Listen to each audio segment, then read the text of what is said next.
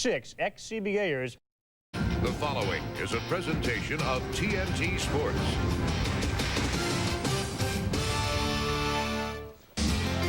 Over the years, the National Basketball Association has produced and showcased a multitude of legends and heroes. From the court magician to the doctor of dunk, these stars have left an everlasting impression on the game. In the wake of Michael's retirement, a young new generation of players has emerged.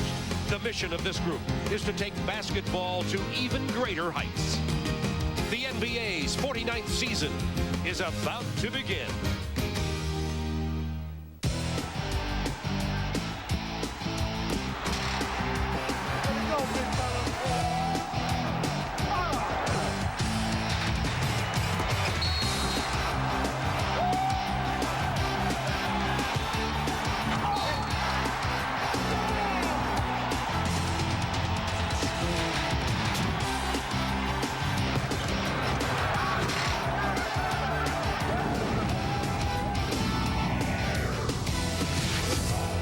TNT's season opener doubleheader, the Bulls and the Hornets from the United Center.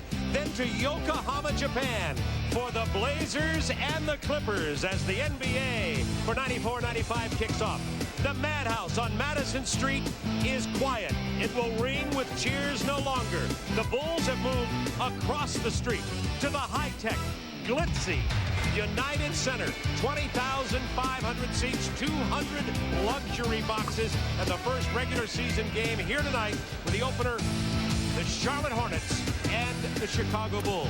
And in many ways, it's appropriate that the Bulls have left the old Chicago Stadium and moved into this new United Center, because in many ways, it appears to me that there's a new era beginning in the NBA. With the likes of Magic and Michael and Larry gone and a new group of stars coming in, the NBA, for the first time in my view in at least a decade, is more scrambled for who is going to be the best team at the end than it's been in my memory. Do you concur with that, Doug? I agree completely, Bob. I think back to the late 70s when you had the Celtics and the Lakers, and it was almost, let's play the season so these two teams can get to the finals. And then it was the Sixers, and then it was the Bulls and the Pistons.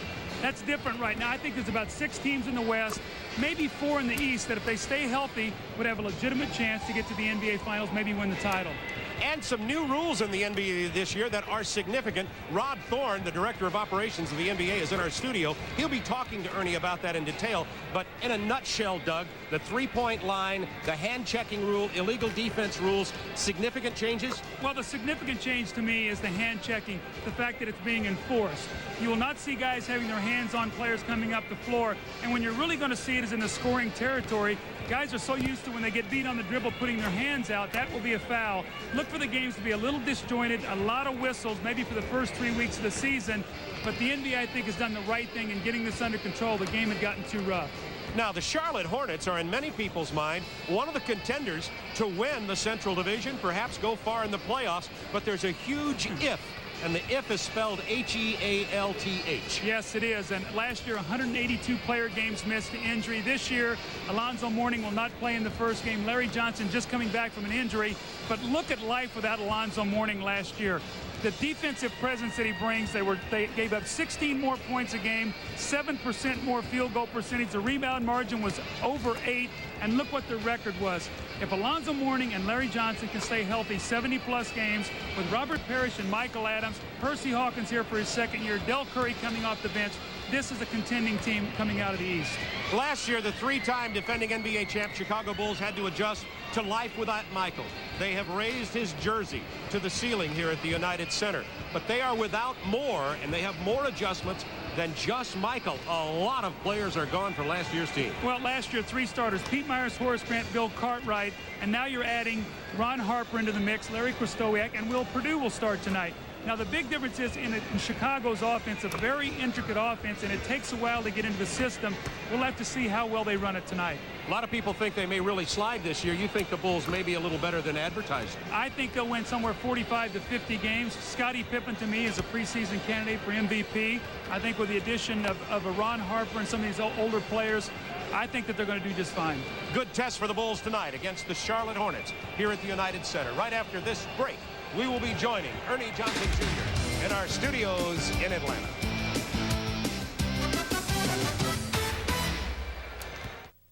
Very big night in Houston. It is ring night. The champion Rockets getting their hardware from last June's Game 7 win over the New York Knicks when they were crowned NBA champions. David Stern took this to the microphone just a short time ago. It was a long time in coming, but your Houston Rockets had quite a year last season.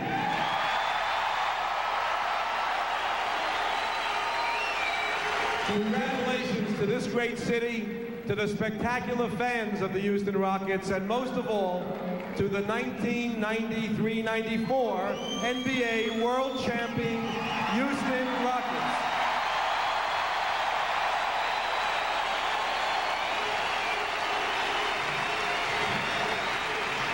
Gene, let's start the season by giving out the real rings. Okay, thank you very much, Commissioner. Indeed, we will.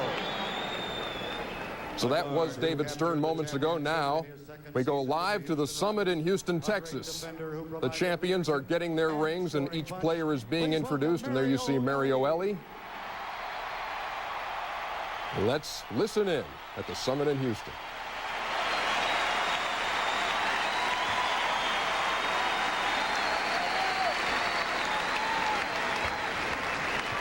The three-pointer heard around the world in Game 3. This rookie guard from Florida State scored the last 7 points in Game 3 of the finals. Here's Sam Cassell.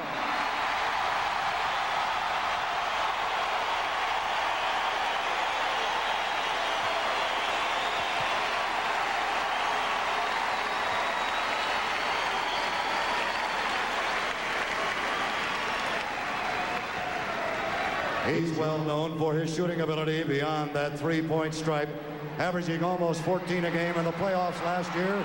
Here's Vernon Maxwell.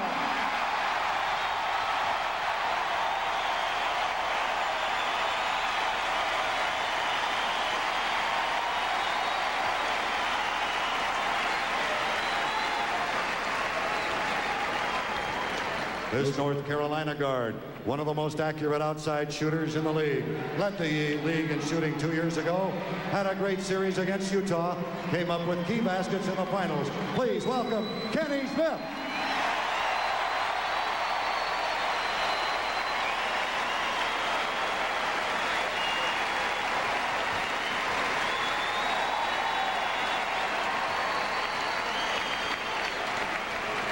When you talk about a great athlete, this is one. He can spot up, shoot the three, drive for the acrobat jam. He had big games throughout the playoffs. Here's Robert Ory.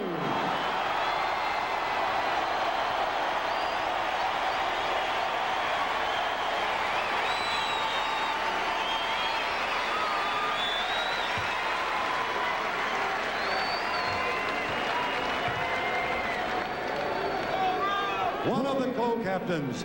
This forward is from unbelievably rugged rebounder and a solid scorer. He runs the floor, finishes the fast break with authority.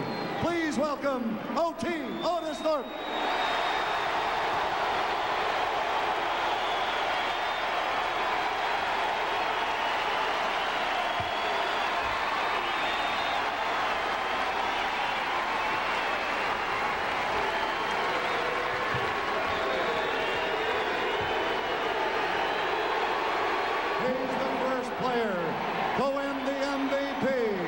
Defensive Player of the Year and MVP in the NBA Finals in the same season.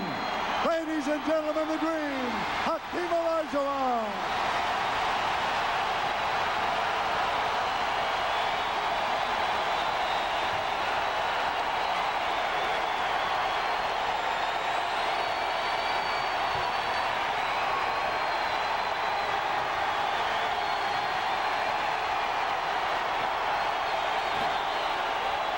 The same bunch labeled chokers during the playoffs when they fell behind 0-2 against Phoenix at home, blowing huge leads. Chokers, no, they're champions, the Houston Rockets, with a ring ceremony at the Summit. We'll be back with more. We'll talk to Rod Thorne right after this.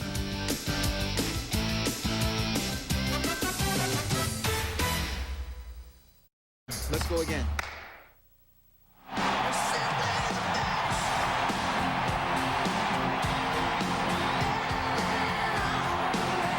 Championship banner being raised to the rafters at the Summit.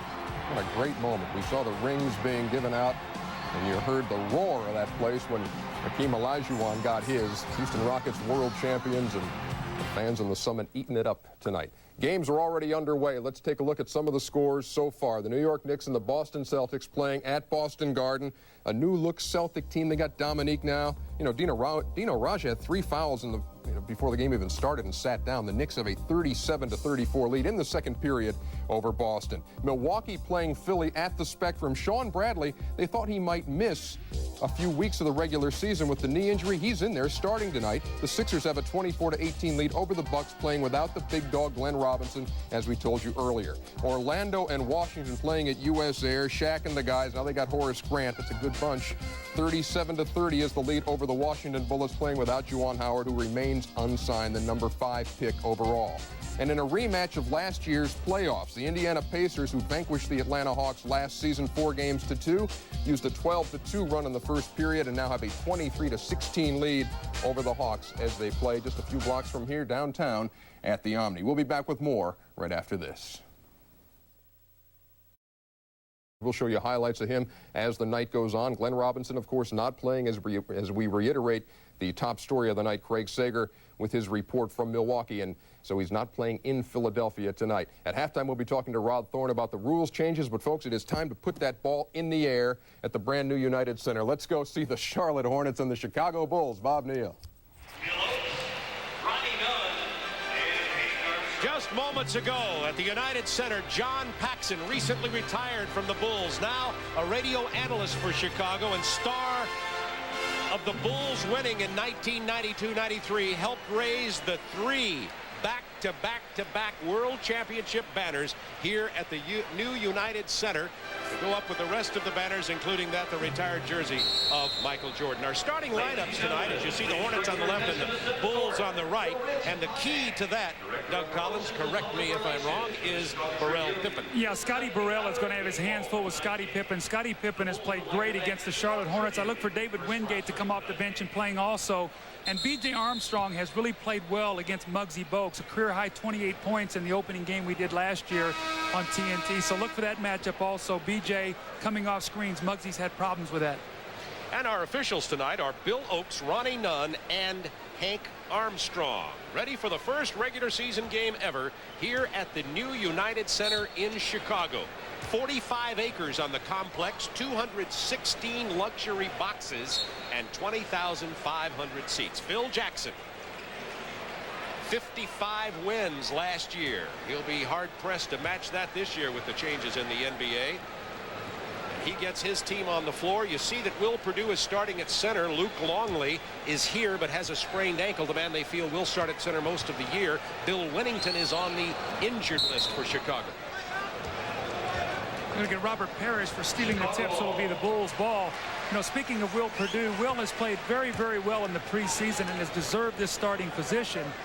He's an excellent passer and has been very active on the offensive boards in the preseason. So look for them to go through Will in the offense. Scottie Pippen down inside to Krystkowiak. The Bills 2-0. And the Chicago Bulls go to the replacement for Horace Grant. Larry Krystkowiak early. Bogues with the drive. Burrell with a lay-in. See, that's going to be a nightmare for B.J. Armstrong. Not being able to put your hands at all down on Muggsy Bogues. You have to do the best he can containing him, trying to keep him out of the lane. Scottie Pippen out on the wing. Remember the new hand-checking rules. And there you see it right there. Did not take long. Now, Bob, I was in Mexico City last week, and in the second half, the players did a better job adjusting. The first half, there were more whistles, and I think that has been really the trend all of the preseason. First 30 seconds of the NBA season on TNT. We got another call very quickly. Another hand-checking call. And that's 2 on Larry Johnson in less than a minute. That is the significant difference in the way that new rule is going to be called this year. It will really make a difference in games. That was Larry Johnson's second foul already? In less than a minute. Oh, my goodness. Well, you can see that Larry Johnson looks really big. He's not in any kind of playing shape, I don't think, at all right now. Ron Harper, new Bull, misses the layup. Perdue with the rebound, back up strong. Doesn't fall. Bogues blitz the defenders. See, you can't put your hands down on him, so he's going to just take the ball right at B.J. Armstrong. I think you're going to see more double teaming out on the floor than you've seen in recent past. Muggsy Bogues, shortest man in the NBA at 5'3". Armstrong from the perimeter. That's where B.J. has been very effective, coming off screens. Muggsy Bogues, terrific on the ball defender, but you can screen him. Tied at 4. Robert Parrish goes to the left hand. 3-second call, which is something else that will be called more carefully this year, we understand. You see Muggsy Bogues taking the ball right to B.J. and Scottie Pippen. Neither one of them closed down the gap, and Muggsy right all the way to the basket for the layup. You may notice a haze in here. There were fireworks at the introduction of the team. We've got the hand-checking call this time on Muggsy Bogues, who's saying, no, I used my forearm. Bill Oakes didn't see it that way. I tell you what's going to happen here early in the season, too, is free throw shooting is going to play a major key in a lot of these games. Charlotte, 3 team fouls. We've only played a minute and a half, so 2 more fouls, and the Bulls will be in the penalty the rest of the quarter. Tied at 4. Pippen defended by Robert Parrish from Boston to Charlotte. There's 4. Stripped up the ball, and that's 4 quick fouls, and 2 fouls on Bogues and 2 on Larry Johnson, and we have played just a half in this game. I'm surprised Alan Bristol will not go to the bench, maybe bring in Michael Adams. He's got 2 starters now in a minute and a half that have 2 fouls each, and he's yet to substitute. Ron Harper off the curl. Ron Harper has really struggled in the preseason getting adjusted to this triangle offense. He's not a great jump shooter, so he must get to the basket to get some easy scores. Shot 31% in the preseason. Illegal defense. We've had a little bit of all the rules called already. Well, let's talk about the three-point line. 22 feet as opposed to 23.9. We've seen the stricter enforcement of the hand-checking rule, and the illegal defense. There's no longer the little gap that you have, the 2.9 to fake the double team. Now you must go double team immediately. You cannot straddle the free throw line or it will be an illegal defense. If you understand that, then you are a hoops junkie. That foul on B.J. Armstrong. You do know basketball and are capable to get a coaching license. Yes. I mentioned there's still a haze in this new United Center because they've shot off fireworks here at the introduction, and the air conditioning system hasn't cleared out the smoke yet. It just doesn't seem the same being in here. I know this is a great, great building, but all my memories are at Chicago Stadium. Oh, aren't they ever? Larry Johnson gets the pass inside. Likewise with myself. Beautiful place, though. 20,500 seats, over 200 luxury boxes. Krystkowiak left-handed hook in the paint, and Larry has 4 points early.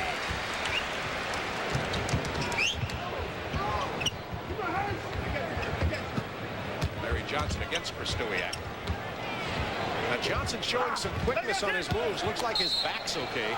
Remember, the thing this year in the preseason was that they thought he had a stress fracture of his leg. Turned out to be just a minor injury, and he's back. But as you pointed out, he is not in basketball shape yet. Not at all. And what happens, Bob, is you start overcompensating for an injury, and a lot of times you'll injure a foot or whatever. I think that's what happened with his back. Now we see right now the 15th foul. Scottie Pippen will go to the line. So in the last 9 minutes and 11 seconds, Chicago will shoot free throws the rest of the quarter. Now that's good news. The bad news is that in the preseason, the Bulls shot 69% from the free throw line. So they must do a better job here converting on their free throw line. Scottie Pippen, when you were coaching him when he first came into the league, just couldn't shoot free throws. He's improved a great deal since then. Well, you see Scottie Pippen. He's a candidate, my candidate for the most valuable player this year. I thought that he was right on par with David Robinson and Elijah Wan last year. Carried this team in a lot of different ways. He's a terrific all-around player, and I think the premier perimeter player in the game today. Bulls with a 2-point lead, 9:09 to go in quarter number 1. Charlotte Hornets in their new purple road uniforms. Bogues all the way, deflected out of bounds by Chicago. 15 on the shot clock. Chicago Bulls, Purdue at center, Krystkowiak at power forward. Pippen, Ron Harper, and B.J. Armstrong in the starting lineup. Percy Hawkins on the drive. Purdue changed the shot. Lost out of bounds off Krystkowiak. You know, Bob, another thing I think we're going to see a lot of this in the season is you're going to see a lot more dribble penetration than you've seen in the past. Guys are going to keep the dribble because they understand now that any hand check would be a foul. So why not put the ball on the floor, put the onus on the official, or put the pressure on the defense to try to contain you with your feet. Robert Parrish, that little short turnaround, but he's fouled. Krystkowiak came over to help. And he's called for the personal, his first of the ball game. Krystkowiak, who's had knee injury problems his entire career. This is his 4th team he's played with. He was playing terrific basketball in Milwaukee, and in the playoffs, the one game, I remember him driving the lane, and he blew out his knee, and he really never has been the same player. He's not been able to get healthy, but he's worked so very hard to get back to this stage, and he and Dickie Simpkins and Corey Blount, Bill Winnington are going to be counted upon to man that power forward position that was left by Horace Grant. Robert Parrish, 41 years old. He's older than his coach. Well, he just became a grandpa, so he's grandpa, and we got grandmama out on the same team, and I'm sitting by a guy who's going to be a grandpa here pretty soon, but who is not playing. El Abuelo. Purdue looking for the entry pass, deflected by the Charlotte Hornets. The Bulls up by 1, 8:27 to go, first quarter. See how he's getting in the lane, that penetration right there. Muggsy Bogues will be as good as anybody in the league. He's 5'3". You cannot get down and contain him. When he gets inside there, that little jump shot's going to be there on the penetrating pass. Robert Parrish got the basket there. Inside to Purdue.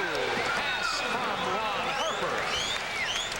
Bulls by 1. Alan Bristow told me that the best player for the Charlotte Hornets in the preseason, the best player, was Robert Parrish. Pippen gets the steal and the jam. The Bulls go up by 3.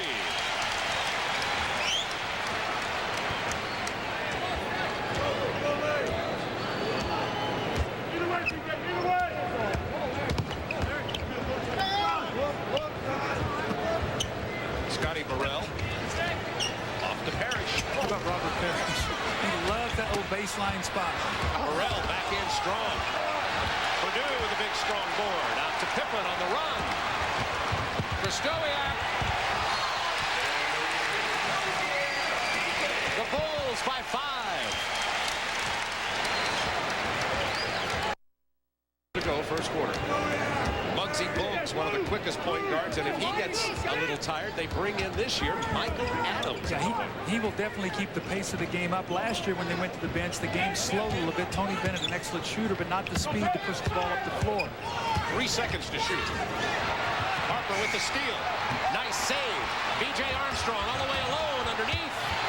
Krystkowiak handed the ball from B.J. Armstrong. Now that was a great play by B.J. Armstrong. A very unselfish play. He had the layup and rewarded Larry Krystkowiak. That was great. 8 straight points from Chicago. What if the Cat in the Hat? Bulls have scored 8 straight points. They have opened up the floor, Doug. The presence or the lack of inside defense by Charlotte. This is where you miss Alonzo Mourning. Slow on the rotation. Larry Johnson does not get there. Robert Parrish helps. No one helps him. And then Pippen with the steal. Scottie Pippen, one of the league leaders in steals. And then the layup by Larry Krystkowiak to follow that up. He's 4 for 4 in his debut. 8 points. 3 layups here to start this quarter. Percy Hawkins, offensive foul called against Robert Parrish. That's another thing that they're going to watch this year is the illegal screening. You cannot move your leg, your arm. You cannot get into an unnatural screening position. So, Bob, we've run the gamut here in about 6 minutes and 30 seconds. Kind of a clinic. This is the film that they sent around to the league here to show what they've done. So. Misses the short jumper, and Bogues has the Hornets running. Hornets want to run. They're an active team. They play that passing game offense. Percy Hawkins been very quiet. They need to get him some shots. Last year he got lost in this passing game as we see Scottie Burrell bury the little medium range jump shot. Krystkowiak into Purdue. Offensive foul on Will Purdue. We have 5:49 to go in the first quarter. Bulls are up by 5. That's the first on Will.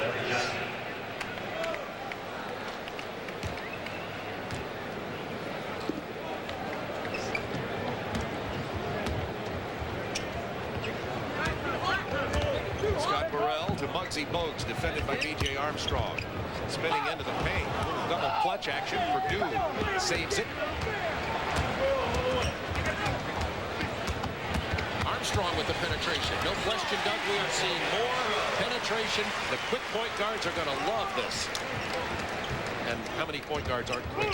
Yes, and what it does, too, it enables you to get in the lane. This is going to improve the scoring. Muggsy Bogues over the quick little jump shot. Really, that's not the shot you'd like to see him take. And the Bulls are going to run on every occasion. Pippen finds Armstrong for three, missing from 22 feet over the top.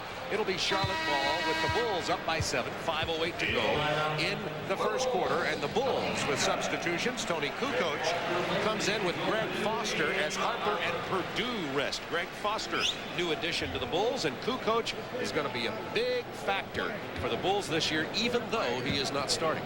Well, I think it's important for Tony to realize what he can bring to this team coming off the bench. You're going to see him handle the ball a lot, especially when Scottie Pippen sits down. A little half-court trap by the Bulls. Kenny Gaddison is in for Charlotte. He wears number 44. So he came in for Larry Johnson, who is not in prime NBA basketball playing shape. He's had 2 practices, and you know what happens? He's practiced just enough to be sore. That's, you know, he'd probably been better off by not practicing at all and coming out and playing. But you really can't run that risk when a guy's been injured. There's the double team inside to Kenny Gaddison over Foster. Burrell missing the stick back attempt. One of the things that the Bulls are going to have to do this year is going to be their Achilles heel. It's going to be their rebounding. Offensive foul on Parrish. That's 2. Bob, one of the things that Chicago has always done well is rebound the ball. Last year, +3 rebounding differential. They gave up the fewest rebounds of anybody in the NBA, both on the offensive boards and total. That will be the determining factor in how good this team could be. Hornets have turned it over 5 times. Pippen on the drive to Foster on the baseline. Nothing but air. Bogues.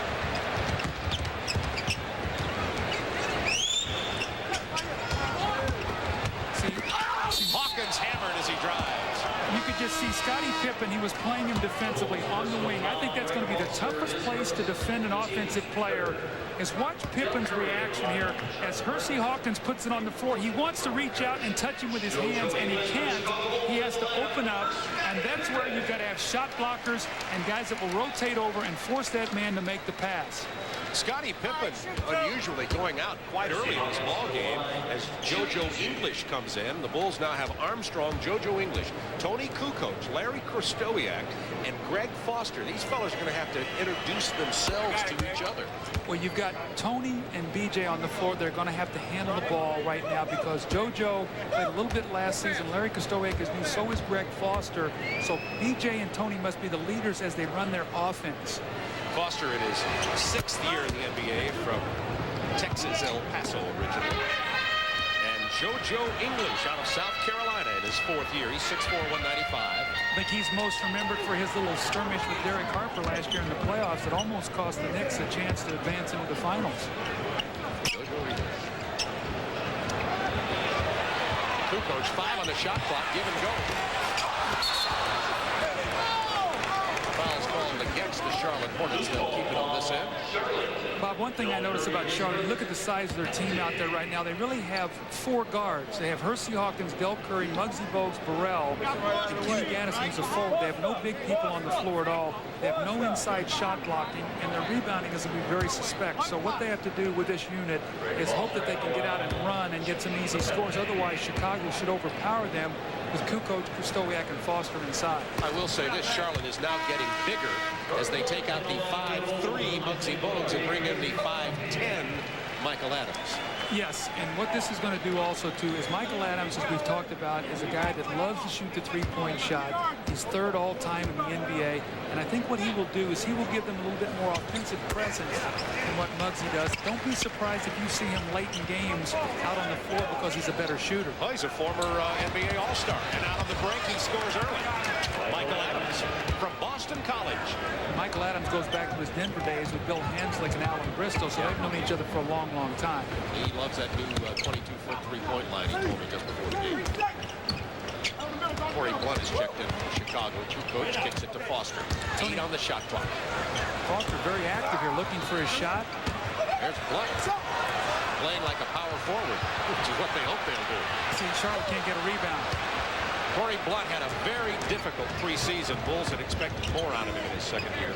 You got some shooters now. Hawkins, Curry, and Burrell with the jam. Duncan Adams. You've got three prolific three-point shooters. Look at this lineup now that Charlotte's got on the floor. Alan Bristow loves to mix and match. He's going to force Phil Jackson to take a timeout and talk about it a little bit. Bulls lead has been cut to 3 with 3 minutes, 3 seconds to go in the first quarter. Right now. Alan Bristow, and on his right you see John Bach, a new assistant coach with Charlotte, formerly of the Bulls. And speaking of Charlotte, here's what happened last year. They just missed the playoffs as they went 8-1 down the stretch. Yes, I think the one thing that stands out to me is in the scoring differential. They gave up 106 points a game, and in the 6 years that Charlotte has been in existence, they have never had a positive point differential. So their opponents have outscored them every year. Very difficult to go very far like that in the playoffs. JoJo English being defended by Michael Adams. English using the height advantage, missing the jumper, kept alive by Hawkins, saved by Blunt. When you go small, you've got to get 5 people on the boards, and right now Charlotte's leaking out trying to run. Bulls have missed 6 straight shots after shooting 8 for 12 when they were running, so they got the finally on the second shot opportunity. They were able to get a score. Curry with the turnover. Charlotte 6th in this game. 2:34 to go first quarter. Bulls 22-17. Steve Kerr, who just signed a new deal with the Bulls, is on the floor at the guard position, number 25. He loves this reduced three-point line also. Foster backing in. So you're going to have to double team inferior players. You saw Greg Foster get double teamed. That's going to open something up for someone. And a turnover. Well, once the players adjust, the league's expecting a lot more offense this year.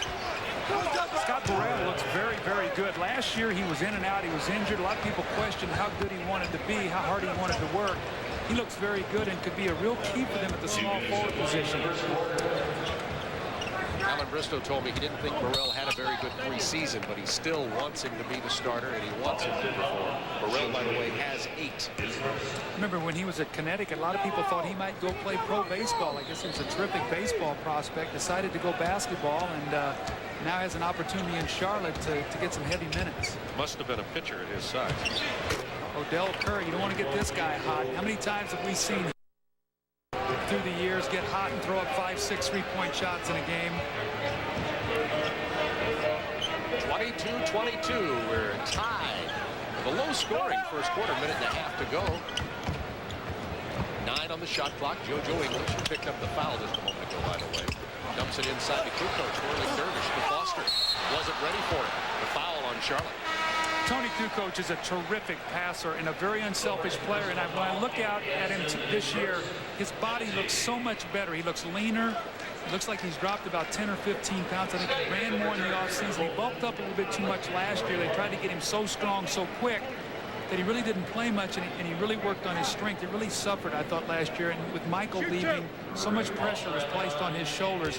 I think he's going to have a very good year. I gave Scottie Pippen a quick test right before the game. I says, quick, Scottie, 2 seconds left in the game. Who takes the key shot, you or Tony Kukoc? Phil might put Greg Foster in to take it. He's done some silly things like that before, so you just never know with him. Scottie didn't think that was that funny. Well, you know what happened this year with 1.9 seconds to go in an exhibition game? Phil called timeout and put Scottie in to throw the ball in. I think it sort of broke the tension. Michael Adams on the drive, blocked by Pippen, but first the foul. This is the guy that I'm looking forward to seeing right now. Dickie Simpkins out of Providence. He was their first-round pick. Has played very, very well in preseason. Big, strong player. Aggressive, long arms. I think that this young man, before the season's over, could be their starting power forward. I think they really like him here. This is a big man you're looking at, a big young man. 6'10", 250 pounds. They hope he'll be the banger that Charles Oakley was. He is definitely a guy that can give them a physical presence. One of the things that the Bulls are going to miss this year is the presence of guys like Scott Williams, Bill Cartwright, Horace Grant, guys who are tenacious inside defenders. When you look at their team right now, other than maybe a Larry Krystkowiak, they really don't have that power banger inside. That's an area that they must get better. David Wingate now in the ballgame. He'll be defending Pippen for the remainder of this minute, 10 seconds of the first period. And the Hornets have regained the lead, 24-23. Steve Kerr, who the foul was called on. Well, you called that last time. Set the pick. Here's Dickie Simpkins. Power move inside. They're waving it away and calling it for the travel. That call from Ronnie Nunn. Look very aggressive making that move. Looks like he can put the ball on the floor a little bit. Looks like he can move bodies. Michael Adams. See, little guys getting in the lane like this is going to be a nightmare this season. Must be able to stop penetration. Jojo English kicks it to Kerr, and right in his face is Adams. Pass inside intended for Kukoc. Broken up by Burrell to Gaddison, out to Wingate. Burrell loses it out of bounds. You know, Bob, one of the things I'd like to talk about is defense. With no hand checking now, what players must learn to do is pick angles to cut people off. They might not be able to reach out and touch, but they can pick a different angle. Now, you might give up some jump shots, but you've got to play to keep people from getting by you and compromising your defense. 2-second difference in the shot clock and the game clock. Winding down final moments of quarter number 1. Steve Kerr just pulls up and launches a brick. Curry with 2 seconds. Be good if it goes. It doesn't. But the Hornets regain the lead here, 24-23. And there's only been a few more points scored than fouls committed in this first quarter. A total of 15 fouls called in this quarter. Larry Krystkowiak, the replacement for Horace Grant, has a good quarter. 4 out of 4 for 8 points.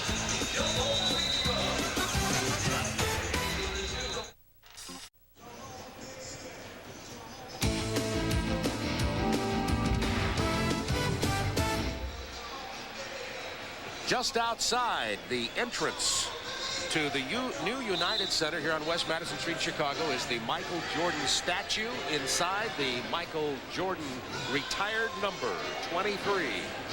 Michael came in on Tuesday night for a big gala Hollywood-like celebration, much unlike something you'd normally see in Chicago. Here at the new United Center, had 20,000 people in here for that little show. Well, as we look at the first quarter statistics, one of the things that jumps out, the Bulls 9 of 21 for 43%. They missed 8 of their last 9, but when Phil went to his bench, the bench shot 1 for 8. So that's where the disparity in the numbers. Actually, they were well over 50% with the starters. Michael Adams has it broken up. That was Nicky Simpkins who broke it up. Here's Kukoc on the run. It's 8 turnovers now for Charlotte. Offensive foul. Called on Jojo English. Jojo's in an oversized uniform here tonight. He looks like he's either lost weight or his uniform doesn't fit. We talk about the three-point line being closer this year. In that first quarter, you talk about 2 teams who really utilized only 4 attempts. There's number 5 right there, and Del Curry has both of the makes. They're now 2 for 3. Del Curry, I'm telling you, you don't want to let that guy get off. He is such a quick release coming off those screens. NBA 6th man of the year last year. Kukoc just inside the three-point line. Can't get it to go, but Gaddison. Tough bounce, out of bounds off of Scottie Pippen. It'll be Charlotte ball. And the Hornets have built a 4-point lead, 27-23. The Bulls have been up by as many as 7, and the Hornets now up by 4, their biggest lead of the game. One of the things this new Chicago Arena United Center, they do not have the kind rims the stadium used to have. They used to have great rims. I don't like these shooting rims at all. Too tight. You would. Kukoc to Pippen. No-look pass broken up, intended for Simpkins. Back comes Curry. Good transition defense by Kukoc there. Out of the corner, Michael Adams. That's a 3 for Michael. He has 7 points off the bench. All you need to do is talk about something and start happening. He says 2 quick three-pointers. I just said that they weren't utilizing it much. So. The Bulls in the preseason in '93 shot about 6 3-point attempts a game. This year they've been taking 14 a game. See, Kerr was in the road there too, so. He was. 3-second violation. You know what I've noticed in the 2 games that I've done now is it's been games of spurts. We were in Mexico City in the San Antonio-Houston game last week, and it was an 8-0 spurt, a 10-2 spurt, a 9-1 spurt. And tonight it's been that way also. Charlotte with a little run. Chicago came back, and now Charlotte once again on the attack. Larry Johnson back in, hard to the hoop, and Brent Lamar gets the lay-in on the reverse. Larry Johnson, and Charlotte is now on a 15-1 run, and it's going to be 17-1 with the steal and the lay-in by Del Curry, and it is an 11 points Hornet game as they extend the defense. See, really no true ball handler in the game other than Scottie Pippen right now. This is the difference in this team. You got Kukoc who can handle it, but for the most part, see Scottie in the lane with the offensive foul. But teams are going to take advantage of extending their defense against the Bulls a little bit more if only Scottie's going to handle the ball. Pippen's first personal foul. The Bulls have 11 turnovers. They've committed 5 this quarter in 2.5 minutes. Adams lightning quick. Boy, the combination of being able to come in 1-2 with Bogues and Adams is going to cause problems. Wingate, bad pass intended for Larry Johnson, who didn't even see it. Here comes Kerr. Pull-up for 15. Steve Kerr is just starting to get his legs back. The two-a-day practice has really wiped him out. He did not shoot well early, but now he's starting to get his shooting touch back up to about 43% in preseason, but he really struggled about the first 4 or 5 games. It took Chicago nearly 6 minutes to get a field goal. That was their first hoop the last 5 minutes and 50 seconds, and now Charlotte with another turnover, and the Bulls will inbound it as Ron Harper is back in with Kerr, Krystkowiak, Scottie Pippen, and Dickie Simpkins. 21 turnovers in this game already. Well, it's the beginning of the season. New rules, new adjustment, new players, new faces. Pippen. Tough matchup for David Wingate. Scottie Pippen at 6'8" with a long arm. Wingate at about 6'5", so if they let him post, they're going to have to come back and give him some help. Pippen's averaging less than 20 points a game in the preseason, but he wasn't playing all that much. Pippen with the block shot. Simpkins back to him. I like Dickie Simpkins' activity early, the rookie. Pippen from downtown. Krystkowiak bothered Adams. Then bullet pass went out of bounds, intended for Simpkins. Here's the post-up of Scottie Pippen. See, they clear weak side, nobody on the backside to help, and David Wingate just mismatched inside with his size. We have a timeout for Charlotte wearing their new purple road uniforms. The Hornets up on the Bulls 34-27. When the sun goes down, TNT is going to heat up the night. Now, what do you do on the road? Oh, man, you don't drive on it. Delivery boys drive on it. I take the Volkswagen Golf. It hugs it. It caresses it. It takes it out for dinner, and then it calls it back the next day. All with a Matronic-tuned engine that puts it in a class all on its own. I'm talking about German engineering. I'm talking safety. I'm through talking.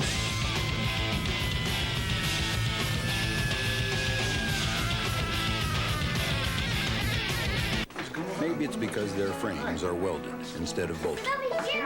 Or because their decks are stamped from a single piece of steel. Or maybe it's the fact that they have the highest resale value in the industry. Oh, hey, I always wanted one of these. But the truth is, when people are asked what kind of lawn tractor they'd like as a gift, Happy birthday, Dad. most say the same thing. Now through February, buy any John Deere mower with 10% down, no payments till March 95 at James Sanders Nursery in Paducah. Here's another Super Value Foods Price Buster. USDA Choice Beef Boneless Center Cut Round Steak, just $1.65 a pound. Quality meats and super service every day at Super Value Foods, Jackson Street and Lone Oak Road.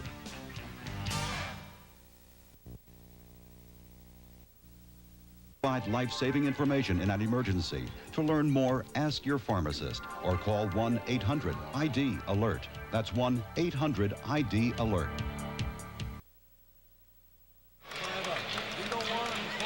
Well, the Chicago Bulls without Horace Grant and his 11 rebounds a game. He's in Orlando now. We asked Scottie Pippen, what's life like without Horace? We've seen guys come and go here, and, you know, we realize that's an opportunity for a lot of new guys or some other guy to step up.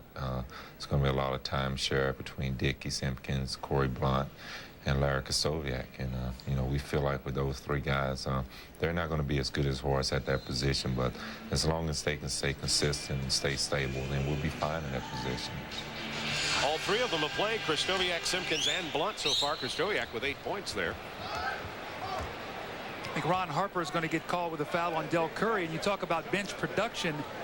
Curry and Adams have combined for 15 points. Curry 8 points in 8 minutes. Adams 7 points in 8 minutes. So one of the things that Charlotte's always been able to do is score points. And I've said all along that the key for them to going any further in the playoffs, Bob, is going to be their interior defense, their commitment to rebounding, and their ability to stop other teams in the last 5-6 minutes of the game. Wingate. Rebound Tony Kukoc. Bulls with a small lineup on the floor now to match with Charlotte's. No true center in the game for either team. Kenny Gaddison. Curry inside to Larry Johnson. Nice pass from Del Curry. See, Tony Kukoc that time made the turnover, and what he did, he tried to get the ball back, and he did not play his own man. He left Larry Johnson wide open and get the easy layup. That's where Tony, after the turnover, has got to come back and just get his man. Corey Blunt getting ready to come back in, as is Will Perdue. Curry's second person. See, Tony Kukoc out chasing the ball. Curry, his man actually is Larry Johnson. He forces Scottie Pippen to come back to get him, and he just cannot get there soon enough. So that's when you compound a mistake, a bad play, by making another one. Kukoc and Kerr sit down. Perdue and Armstrong come in for Chicago. Percy Hawkins back in action now for the Charlotte Hornets. Gaddison at center for Charlotte. Look at the turnovers, the points off turnovers there tonight. 19. Hornets by 9, 7:30 to go, first half. Nice help there by Gaddison to shut down Harper, who just stayed with it and gets the jump hook to fall. Harper's first basket of the game. He is 1 for 4. Percy Hawkins, nice pass inside to Gaddison. Another turnover here by the Bulls. A careless inbound pass, and it costs them 3 points. Michael Adams with a steal. Adams now with his second three-point shot. Pippen handling it now. This full court pressure by Charlotte has caused the Bulls some problems, and the Hornets are up by 11. Perdue. Missing. Make that 12. The Bulls, the Hornets 41, Bulls 29. See, the one thing about Charlotte, though, they'll give you points back. So what you have to do is you have to gear up your defense, and you have to get good shots. I think the Bulls have been totally out of sync in their offense, and I think a lot of that is because of their new faces, and it puts so much pressure on BJ and Scottie Pippen to be able to run this offense. Right now, it's not running smoothly. 9 turnovers this quarter, 15 in the game for Chicago, and the brand new building doesn't help them. No, it's not. This is an acclimation period in a lot of different ways. David Wingate kicks out to Hawkins. See the guys' dribble penetration, though. See all the driving to the basket. I did not see that much that last year because guys were able to use their hands and move players on the floor. Bob, right now they're spacing the floor and they're driving the ball into gaps, a lot like you see in college basketball, that will free up three-point shot opportunities once the defense collapses. Foul was on Pippen. He has 2 now. Remember, Larry Johnson got 2 fouls in the first 30 seconds of the game. Wingate misses from 3. It looks a lot closer from that 22-point line down inside. That's Harper to Perdue. Will has 4. 10-point Hornets lead. Looks like Corey Blunt twisted an ankle in the post. Larry Johnson just sort of manhandled him. Blunt back up quickly. Unkind rim. Harper for Chicago. Ron Harper does not have that quickness right now. He normally would blow right past Percy Hawkins. He does not have that quick burst. Perdue sets the screen. Pippen goes the other way and gets the jam. Pippen with 8. 6 in the quarter. If Charlotte does not score on this possession and the Bulls do, I would take a quick timeout. I guess we don't have to worry about that. The old fadeaway by Robert Parrish. We've seen that now for about 19 years. He's in great shape. They're playing him 24, 26 minutes a game in a preseason. He may play 30, 35 minutes tonight. With Alonzo Mourning out. Pippen drops the 3. He has 11 now. That's the first Bulls three-pointer of the game. Scottie's going to have to take more of the scoring on his shoulders right now, both he and B.J. Armstrong, to get them back into this game here before halftime. They're only trailing now by 7. Ron Harper been very active. He gets that rebound, kind of running the show now. Looks like he's gimping when he runs a little bit. I don't think his legs are under him right now. Paint doesn't get the roll. Corey Blunt runs it down. 7th year from Cincinnati. Offensive rebounds, that's really been the disaster for the Charlotte Hornets over the last couple seasons.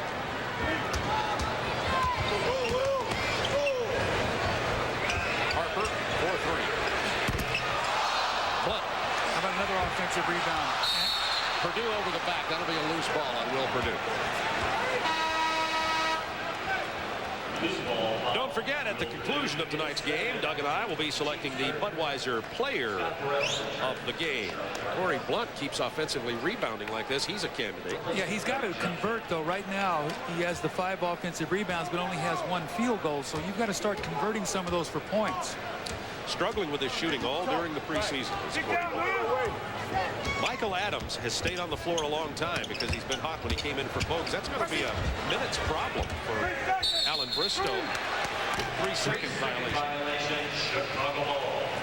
Yes, it is, and you know, and Alan knows that a little bit, but he's hoping that both Muggsy and Michael Adams will be able to coexist minutes-wise. Muggsy's always played about 35 minutes a game, and if Muggsy will accept the fact that this will lengthen his career and also help the team, I think that he'll be able to do that. He's about to come in now, speaking of Muggsy Bogues.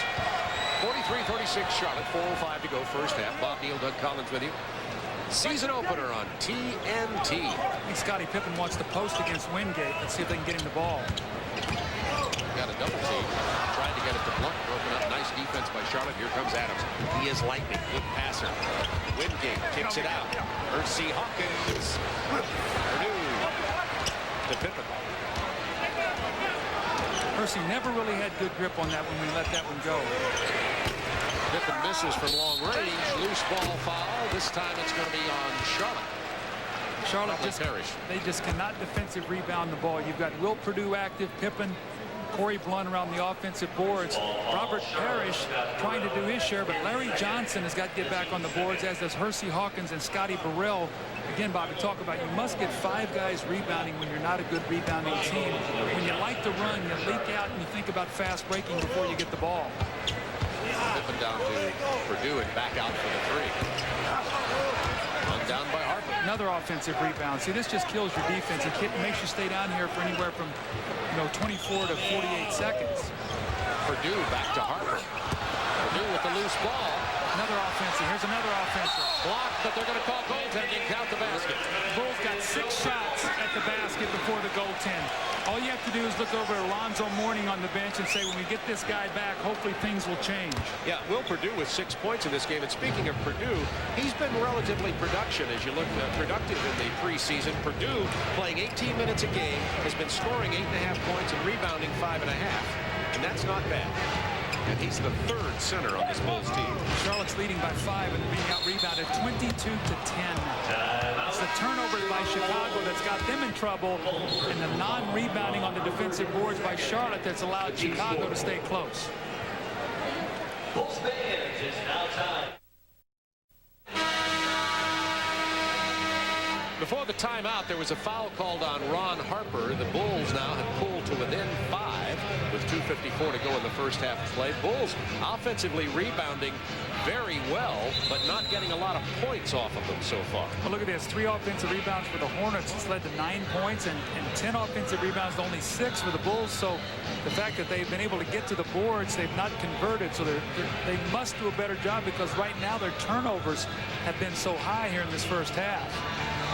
Purdue and Blunt, Harper, Armstrong, and Pippen on the floor for Chicago. Larry Johnson, Muggsy Bogues, Scott Burrell, Hersey Hawkins, and the Chief for Charlotte. Bogues penetration, the dish to Larry Johnson. Pippen stripped away by Burrell, who misses the intended bounce off. Blunt, big jam from Scottie Pippen.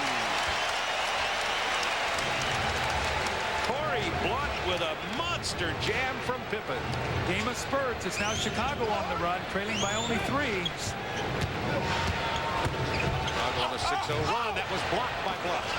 Kept alive by Purdue. Back inside Hawkins, stripped by Armstrong. Intense interior defense by the Bulls.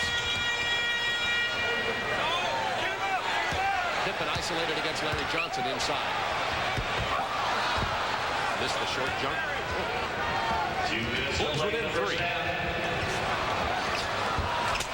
3 seconds once again. I think 1 extra pass. You bet. Here's the dish from Pippen and the slam by Corey Blunt.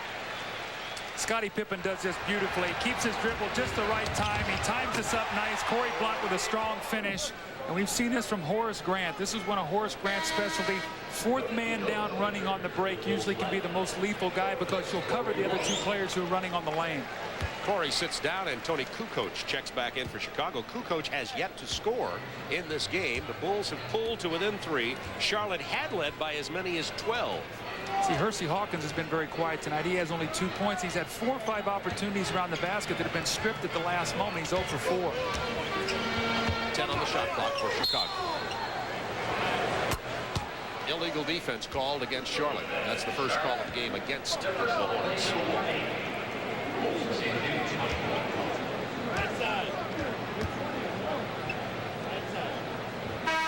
Gettison coming back in for Charlotte with a minute 39 to go in the first half.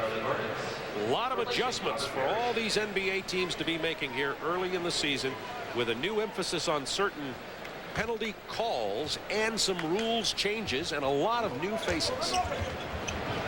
Harper for three. Kukoc kept it alive. Ron Harper shooting almost a knuckleball up there. No rotation on his shot. Again, he's a slasher and cutter. It's going to be the foul on Muggsy Bogues. That's where he really struggled last year. B.J. Armstrong posted him up in the first game of the season at 28 points. Speaking of Harper, he's 1 for 8 tonight, and Bogues will sit out, and Michael Adams is back in as Bogues has 3. I have felt that all along that for Ron Harper to be really successful with this Bulls team, they're going to have to run and get him into the open court. That's really when he was at his best at Cleveland. You can see right now if they make him be jump shooting a lot, he's going to have some difficulties. Purdue hands it to Pippen, knocked out of bounds by Charlotte. Now, Phil Jackson told me that Ron Harper has not adjusted well to the triple post offense at all. He says he just has not made the adjustment. Lob into Harper. Purdue got the loose ball and the big jam. Purdue has 8 first half points. It's good to see Will Purdue have some success. He's worked so hard in the offseason, and now he's being rewarded with some early playing time, a lot due to injury, but also the fact that he's earned this position. In addition to his 8 points, he has 7 rebounds.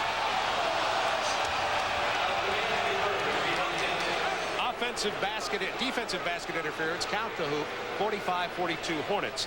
Coming up at halftime, the Reebok halftime report, Ernie Johnson in Atlanta. The NBA's VP of Operations, Rod Thorne, will review the NBA's new rule changes. We've seen the clinic here in the first half. Also scores and highlights from around the league, including Knicks, Celtics, Pacers, Hawks on the Reebok halftime report. B.J. Armstrong, that's a 2. He stepped on the line. B.J. shooting the ball so confidently, and Ron Harper made the extra pass to free B.J. up after the double team in the post on Pippen. Hornets led by 12. Now the lead cut to only 1. Burrell open from long range. Larry Johnson spins inside Kukoc. Ron Harper is there. He's done a nice job on the boards, Harper has. He's come back and probably got 3 or 4 rebounds. 6 total in this first half. Well, that's a nice job. You get your big guard back getting 6 rebounds. You're doing a good job. It's a 1-point game with 14.6 seconds remaining in the first half. And the Bulls call their timeout. And Ron Harper was so happy, in his words, to be rescued from the Clippers to come to the Chicago Bulls. And he's been active, even though he's struggling with his offensive game. It's important that you must play both ends of the floor if you're not scoring, and Ron Harper is doing that. He's done a good job on Hersey Hawkins, who's only at 1 field goal. He has 6 rebounds. Let's look back to the Bulls last year. The Bulls had, remember, without Michael, 55 wins last year. Yeah, and you did it on the strength of their defense. Gave up only 95 points a game. In fact, they were second behind the New York Knicks. They held their opponents under 100 points 60 times. Problem is they had trouble scoring 98 points, which is down 10 points from the era of Michael Jordan when they won the 3 championships. They averaged 108 points a game. 14.5 seconds remaining in the first half of play. Bulls will inbound. The shot clock is off. We talk about the adjustment of the players. In the first quarter, there were 15 fouls called. In the second quarter, only 9. So we can see that as the game goes on, the players get used to the way the whistles are going to be blown. And I think that that's what you're going to see throughout the league all season long, specifically in this first 3-4 weeks. I am all for the changes. I believe they're going to bring back the skill to basketball. Absolutely. You know, strength should never negate skill. Got to remember the Pippen. Jump hook inside. The Bulls have regained the lead. Caught it and then lost it. It would have been out of bounds Bulls ball, but Kerr hustling for it. 6.6 to go. Charlotte will call timeout. Yeah, I talked about Charlotte being a team of spurts. They had the nice run defensively where they forced turnovers. They got out and ran. As the Bulls stopped turning the ball over, Charlotte has had a difficult time scoring, and their rebounding has really been a Achilles heel for them. I said before, they've just got to do a better job, Bob, of cleaning up the board, or their offense is not going to win it for them. Is Alan Bristow's hair getting a little gray? Yeah, Alan is getting a little grayer. It'll happen. Speaking of the point differential, look at this. Well, you've seen, in Allen's first year coaching, they were almost -4. The last couple years, they have come back to being close to even. But as I said before, look at their scoring, 6th, 2nd, and 4th. So their offense has not done it for them. So what they've got to be able to do now is continue to be able to push the ball up the floor and get some early offense. But they must stop the other teams. They've got to bring their field goal percentage, defense down, and the points per game down. So far, their defense has been said in 2 words, Alonzo Mourning. And he's, of course, not playing here tonight. Larry Johnson in the paint with 0.2 of a second to go gives the Hornets the halftime lead. That would not count. The Hornets, 47-46, low-scoring first half, a lot of fouls, a lot of turnovers, but already we're seeing both teams adjust as Scottie Pippen gets 9 in the second quarter and leads all scorers with 13. Ernie Johnson will be along right after this.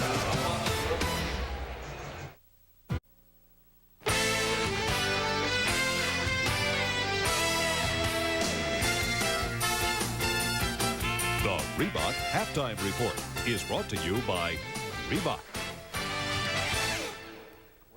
All right, 24 minutes in the books at the brand spanking new United Center in Chicago. The Bulls trailing the Charlotte Hornets by 1. Ernie Johnson in Atlanta with the Reebok Halftime Report. Let us start the opening night highlight reel with the battle in the Atlantic Division. Of course, the reigning champs in that division, the reigning champs of the Eastern Conference, the New York Knicks, more of an up-tempo style this year as they go to Boston Garden to take on the new-look Celtics. The old guard is all gone. Robert Parrish, you've seen him tonight playing for the Charlotte Hornets, and Dominique Wilkins is the big newcomer for the Boston Celtics. Let's go to the Garden, and there's Eric Montross. Got a good look at the rooks tonight. Eric Montross down low on the feed from D. Brown. Anthony Mason gets some position, but Montross goes up and over it. Dominique Wilkins, he had a 14-point first half. How many times have we seen that little fake of the spin move and a fall away in the lane for 2? So we show you a couple of Celtic highlights because the Knicks are killing them. It's 80-69. They are in the third period. New York leading by 11. The Milwaukee Bucks and the Philadelphia 76ers playing at the Spectrum. Sean Bradley starting tonight. There were thoughts that maybe he'd miss a few weeks because he re-injured his knee, but he's in there starting. Milwaukee, Todd Data, Eric Mobley, the number 18 pick in the first round. Sharon Wright was the number 6 pick of the first round. Big guy can play out of Clemson. Sixers with a 4-point lead. And B.J. Tyler, the number 20 pick overall. You don't want to show it to you. 61-60, the Bucks with the lead over the Sixers. They are in the third quarter at the Spectrum in Philadelphia. Orlando and Washington are playing at U.S. Air. It is 77-73, Shaq and the guys with the lead, and O'Neal with a 17-point first half for Orlando. The Indiana Pacers and the Atlanta Hawks at the Omni. The Central Division Championship banner raised. Remember, they won the Central last year, but then they got beaten in the playoffs by the bunch they're facing tonight. Although Mark Jackson wasn't with the Pacers last year, having a good first half. He will drive and score. Indiana had a huge lead in this game. It's been cut to 10 now. The Pacers with a 58-48 advantage over the Atlanta Hawks as they play at the Omni. And the LA Lakers and the Detroit Pistons at the Palace of Auburn Hills. And there is Grant Hill, the number 3 pick in the draft. He is going to be a great one. Oh, he is so graceful. Eddie Jones, not bad. The Laker rookie with the reverse to Nick Van Exel. And Hill. Watch him go to work. The guy is going to be a star. I'm not the first guy to say that. 57-54 is the count. They're at the half. The Lakers leading the Detroit Pistons. And when we come back on the Reebok Halftime Report, the NBA's Vice President of Operations, Rod Thorne, is here to talk about the rules changes and to show us some examples. We will be right back.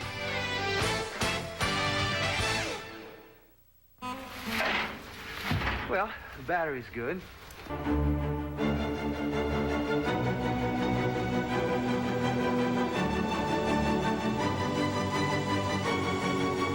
Discover how 2 months' salary can last forever at Kay Jewelers, the Diamond People. Nothing like a little pregame tailgating, huh, Pigskin Pal? Couple of fans, couple of Egg McMuffins. 2 Egg McMuffins for $2, huh? Mr. Farm Fresh Egg Boy. Mr. $2 conversion. Go for 2 guys. Go for 2 with McDonald's $2 conversion. Convert $2 into 2 hot fresh Egg McMuffins or 2 towering tempting Big Macs. But the clock's ticking on this deal, so hurry. What you want is what you get. What do you say we get a couple of Big Macs later on? That's a good call, Mr. 2 all-beef fatty boy. At McDonald's today. We got enough time before kickoff? Oh, sure. At the break in Chicago, the Bulls trailing the Charlotte Hornets 47-46 as the Reebok halftime report continues. Let's hit the scoreboard for some more results here from opening night of the NBA.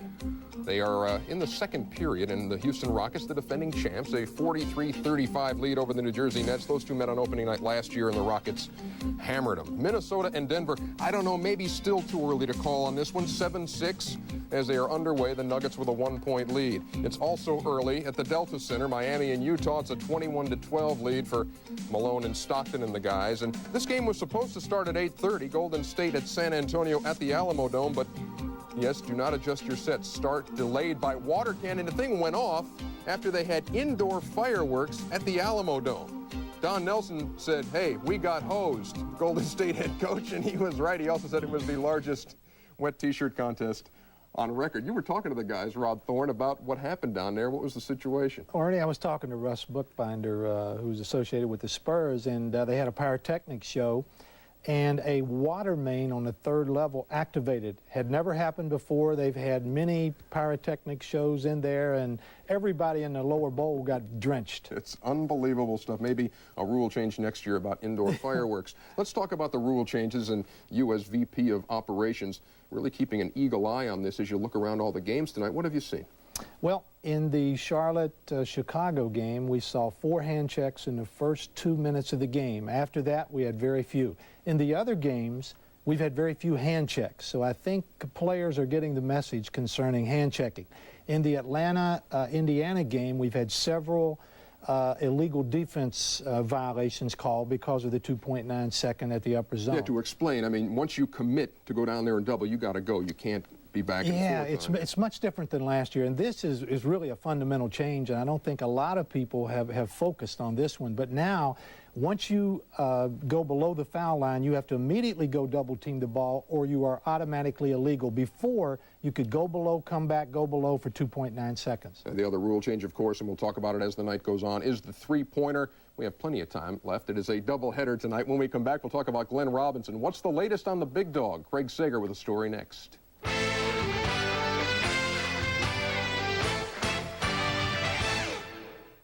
I like a junior bacon cheeseburger made with fresh beef and 2 full strips of bacon. And I like that hot, right off the grill. Want it hot? We'll make it hot.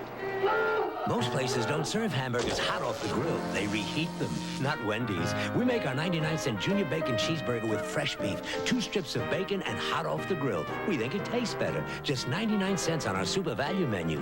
It's everything you'd expect from Wendy's. Get Dave's new book, Well Done, A Common Guy's Guide to Success. Dave's Profits Benefit Adoption. If men weren't meant to fly, they wouldn't have put our Advantex fiber in skis. Owens Corning. We make the difference. Whoever said now is the winter of our discontent never stood behind our windows. Owens Corning. We make the difference. And welcome back. When the Glenn Robinson saga began, he was portrayed as a greedy athlete seeking $100 million as a rookie. The situation now, he has agreed to a 10-year contract worth $68 million, but he has not signed it yet. There's a hang-up over insurance payments. Will Robinson pay him, or will the Bucks pay him? That's the way things stand right now. He is unsigned and did not make the trip with the Bucks to Philadelphia. Craig Sager has been in Milwaukee. He sat down with Big Dog today and asked him about his expectations for the coming year. Well, for me, anything less than the Rookie of the Year would be a disappointment for me. But hopefully, if we can make a playoff, we can have a better team than we did last year. I would just have to set that Rookie of the Year off to the side and just be a team member and accept it and know that we did better than we did last year, because that's what I'm here for. Is he worth it? It's a question that's probably going to follow you your entire career. What pressure does that bring to you? Well, it creates a lot of pressure. You know, it creates a lot of pressure as far as me going out, and there's going to be a lot of questions of does I have the ability to go out there and do the things that's worth $68 million or $70 million, whatever it is. But I would like to believe that I'm worth it, and I would just have to show everyone that I am. 2 days ago, your agent said the Bucks were portraying you as a greedy little black athlete. Then, suddenly, everything came together. Where did that statement come from, and how involved were you in the negotiations? Well, I'm not going to say that the Bucks were trying to portray me as a greedy little black athlete because I really don't know. I really don't care. But I think when the things started going public and a lot of questions were being raised about where's Glenn Robinson, and I think the $100 million figure was out there. No one pointed out the amount of years that I wanted to play. And that's where all the greedy things came from. But it's not like that, because if I was greedy, I'd still be sitting out trying to get $100 million. The big dog remains unsigned. We may see him right here next week on TNT, a week from tonight, as we show you the Milwaukee Bucks. Still to come tonight, Game 2 of our doubleheader. The Clippers taking on the Blazers. That is from Yokohama, Japan. It's Game 2 of our doubleheader. Right now in Game 1, Charlotte and Chicago. The Hornets by 1, and the second half is just ahead.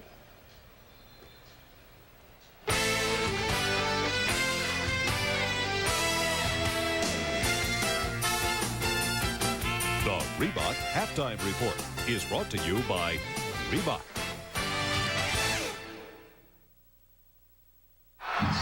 Batteries? I made these special just for...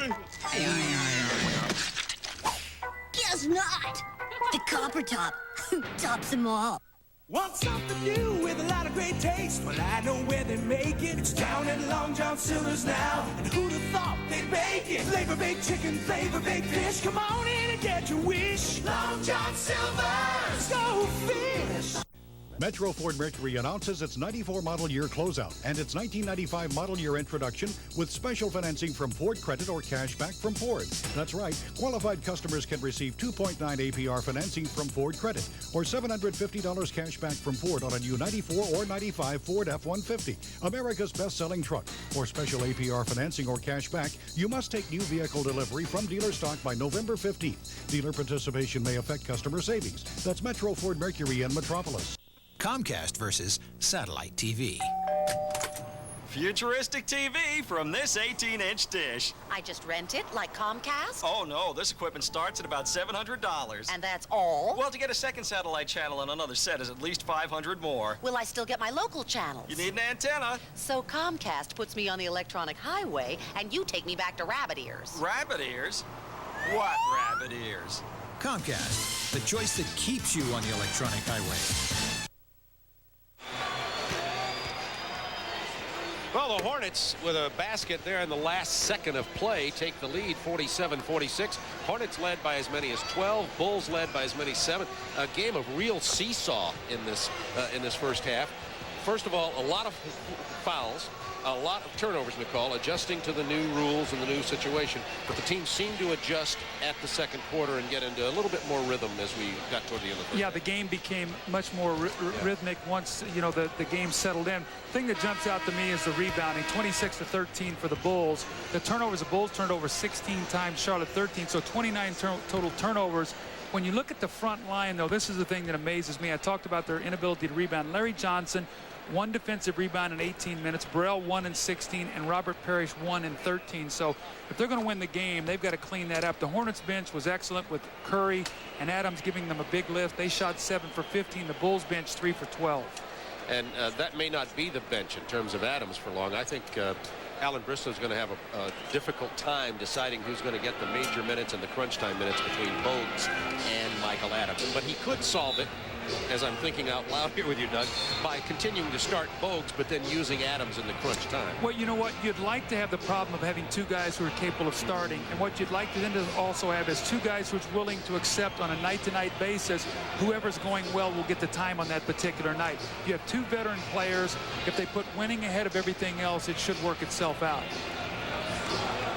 Hornets by 1, 47-46. Will Purdue started at center for the Chicago Bulls. As you look at Muggsy Bogues coming out, he was carrying 3 fouls, by the way.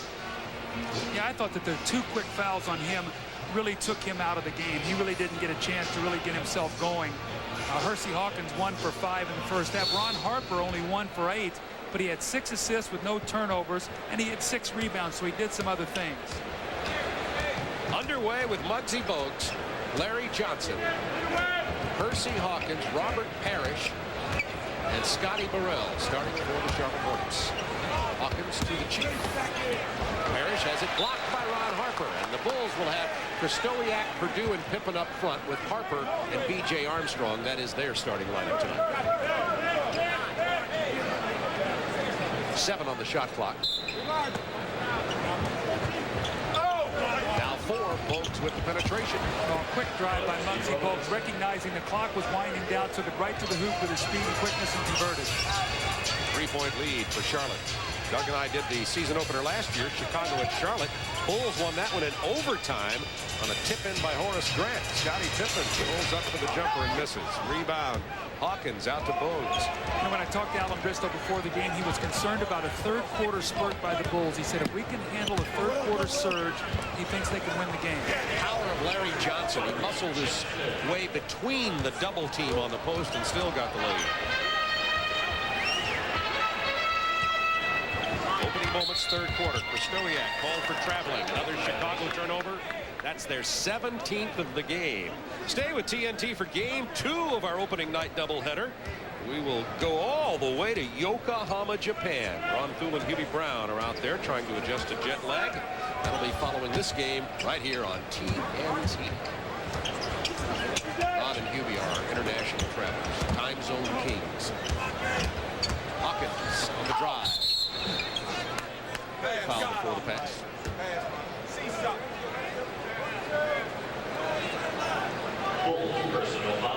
That's the second on Krystkowiak. Larry Krystkowiak playing at power forward, starting in place of Horace Grant, now with Orlando. You'll see Dickie Simpkins, the Bills' #1 draft choice, come in and play power forward, along with last year's #1 Bulls draft choice, Corey Blunt. Corey Blunt had a big first half, rebounding 5 offensive rebounds as Scottie Burrell buries a 2-pointer. So Charlotte out of the gates quickly here. The Bulls still looking for their first 2 points. Krystkowiak post up with Larry Johnson. And he gets the hook to drop.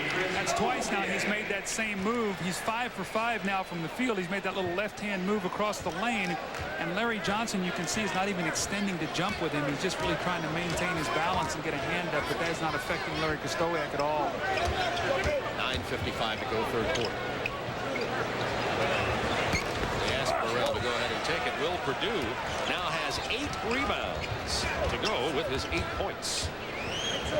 Bill Winnington on the injured list. Luke Longley, the other Bulls center, is here but has a sprained ankle and will not play in this game. Purdue's been starting most of the games in the preseason. He started here tonight. Krystkowiak spinning over Larry Johnson. Purdue misses the rebound attempt. Here is Bogues on the run with Burrell and Johnson out in front. Nice finish by Burrell. Nice pass by Larry Johnson. So the Hornets running here early in this third quarter have pushed it back up to a 7-point lead.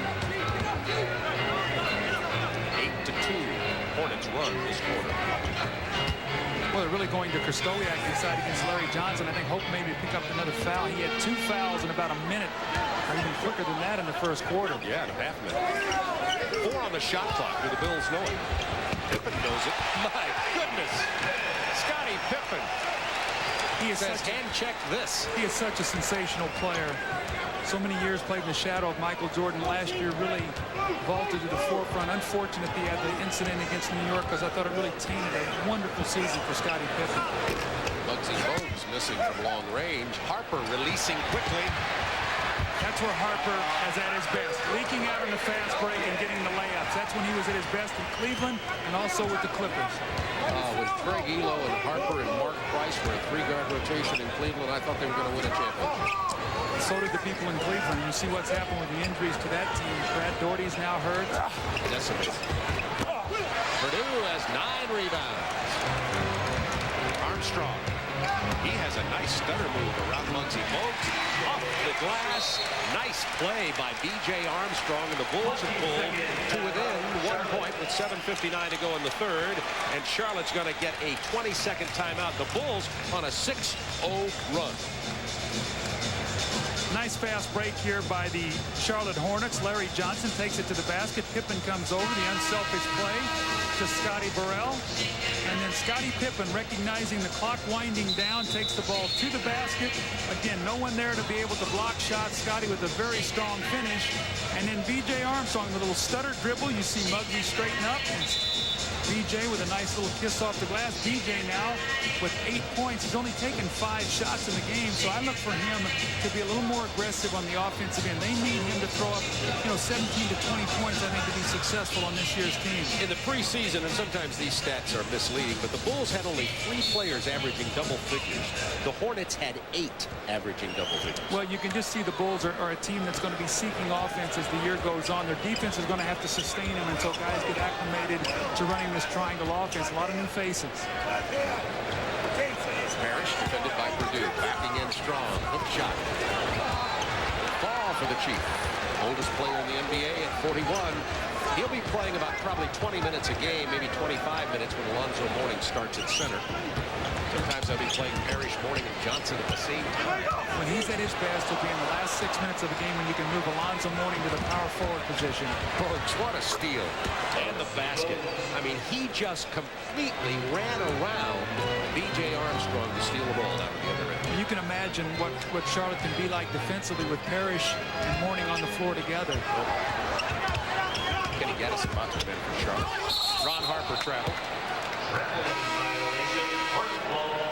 There's his steal. Look at this quickness. Well, he's so low, he's lower than the dribble. You can't get lower than him. And he made him pay on the other end. Muggsy Bogues kidding with Michael Adams said, I'm trying to get him to move into my classy neighborhood in Charlotte. I live in the same neighborhood as Ric Flair, the recently retired wrestlers. I'm trying to get Michael over in the high rent section. Foul on Purdue. We have a break in the action with 6:49 to go in the third quarter, and the Hornets are leading it by 3. The NBA on TNT is brought to you by GMC Truck, the strength of experience.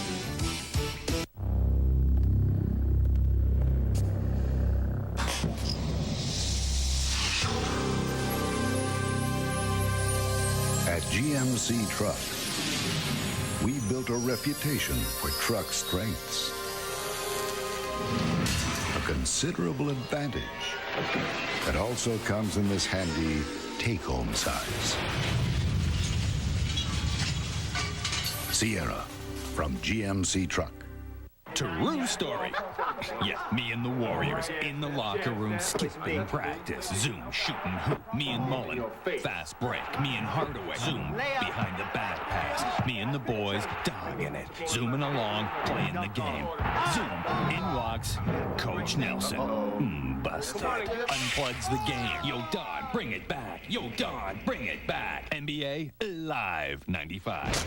EA Sports. It's in the game. So, you want to know what the inside stuff is? Check it out. Well, inside stuff is this. This. What's up, what's up, what's up? Even this. Plus, inside stuff's got a little of this and a lot of this. One thing's for sure, you'll know it when you see it. And you'll see inside stuff Saturday morning.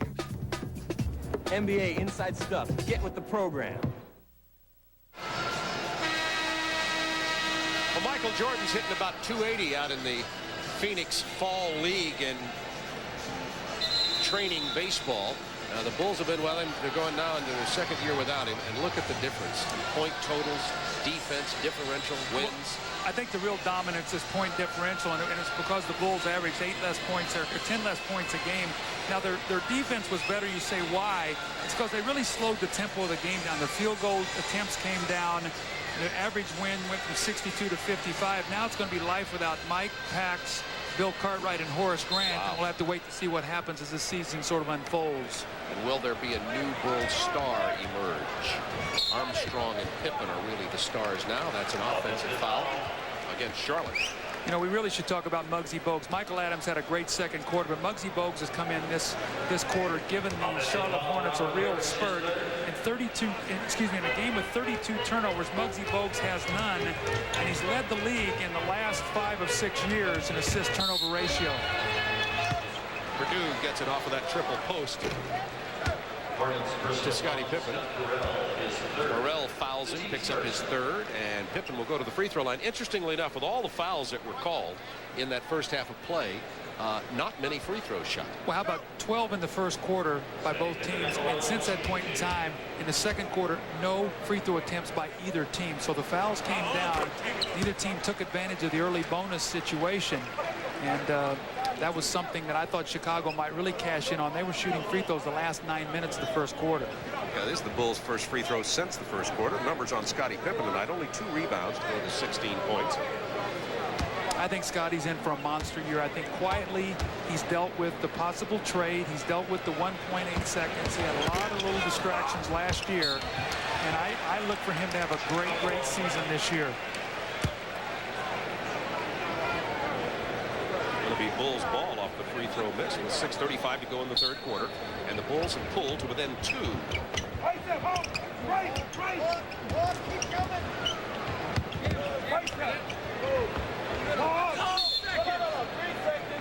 3 seconds is the call against Will Perdue, and he says, I couldn't get out of the lane because Parrish was holding me. Also, he really was out of the lane, but his 21-4A shoe was in there, so his body was out, but his foot couldn't get out. I asked him for all his money. He's bought a new boat. He said doesn't need them with those shoes. Uses the shoes. Uses the shoes. I got that, Bob. I was just sort of letting that one slide. I just wouldn't do it. Burrell down to Krystkowiak. Over to Krystkowiak. Rebound Krystkowiak. Armstrong running. Good transition defense by Charlotte this time down. Something that they were not good at last year, nor were they in the preseason. 10 to shoot for the Wolves. Trailing it by 2. 5 seconds. Krystkowiak back to Perdue. Out of bounds, Charlotte ball. Well, Larry Krystkowiak had a wide open shot, and he chose to try to pass it to Will Perdue. Now the ball was tipped. Was it off Will Perdue last? It's going to be no. They're going to be give it to the Bulls. I think they said that Robert Parrish got a piece of it. I wonder if Will Perdue really got a. I don't know if it went off his hand or not. Let's watch. Krystkowiak passes up the shot. There's the deflection. It's a good call. Hank Armstrong stepped in, gets it right. Yeah. So there should not be a recycling. The shot clock should be down to about 2 seconds or 3. They're going to give it 3 on the shot clock. Bulls ball under their own hoop, trailing by 2.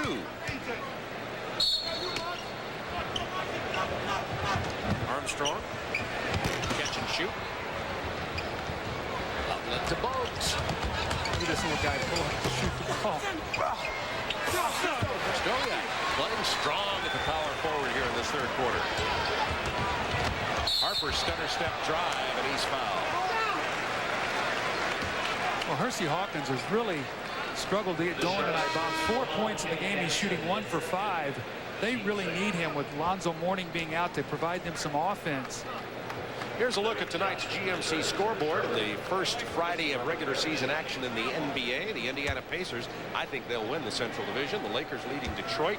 Detroit's going to be an interesting young team. Houston defending, still trying to get respect. Yeah, people, I don't think, still want to believe that Houston won the championship last year. It's not like defending champion, let's knock them off. And a lot of people are not even picking them to win their division this year. San Antonio looks pretty good, and I like Denver.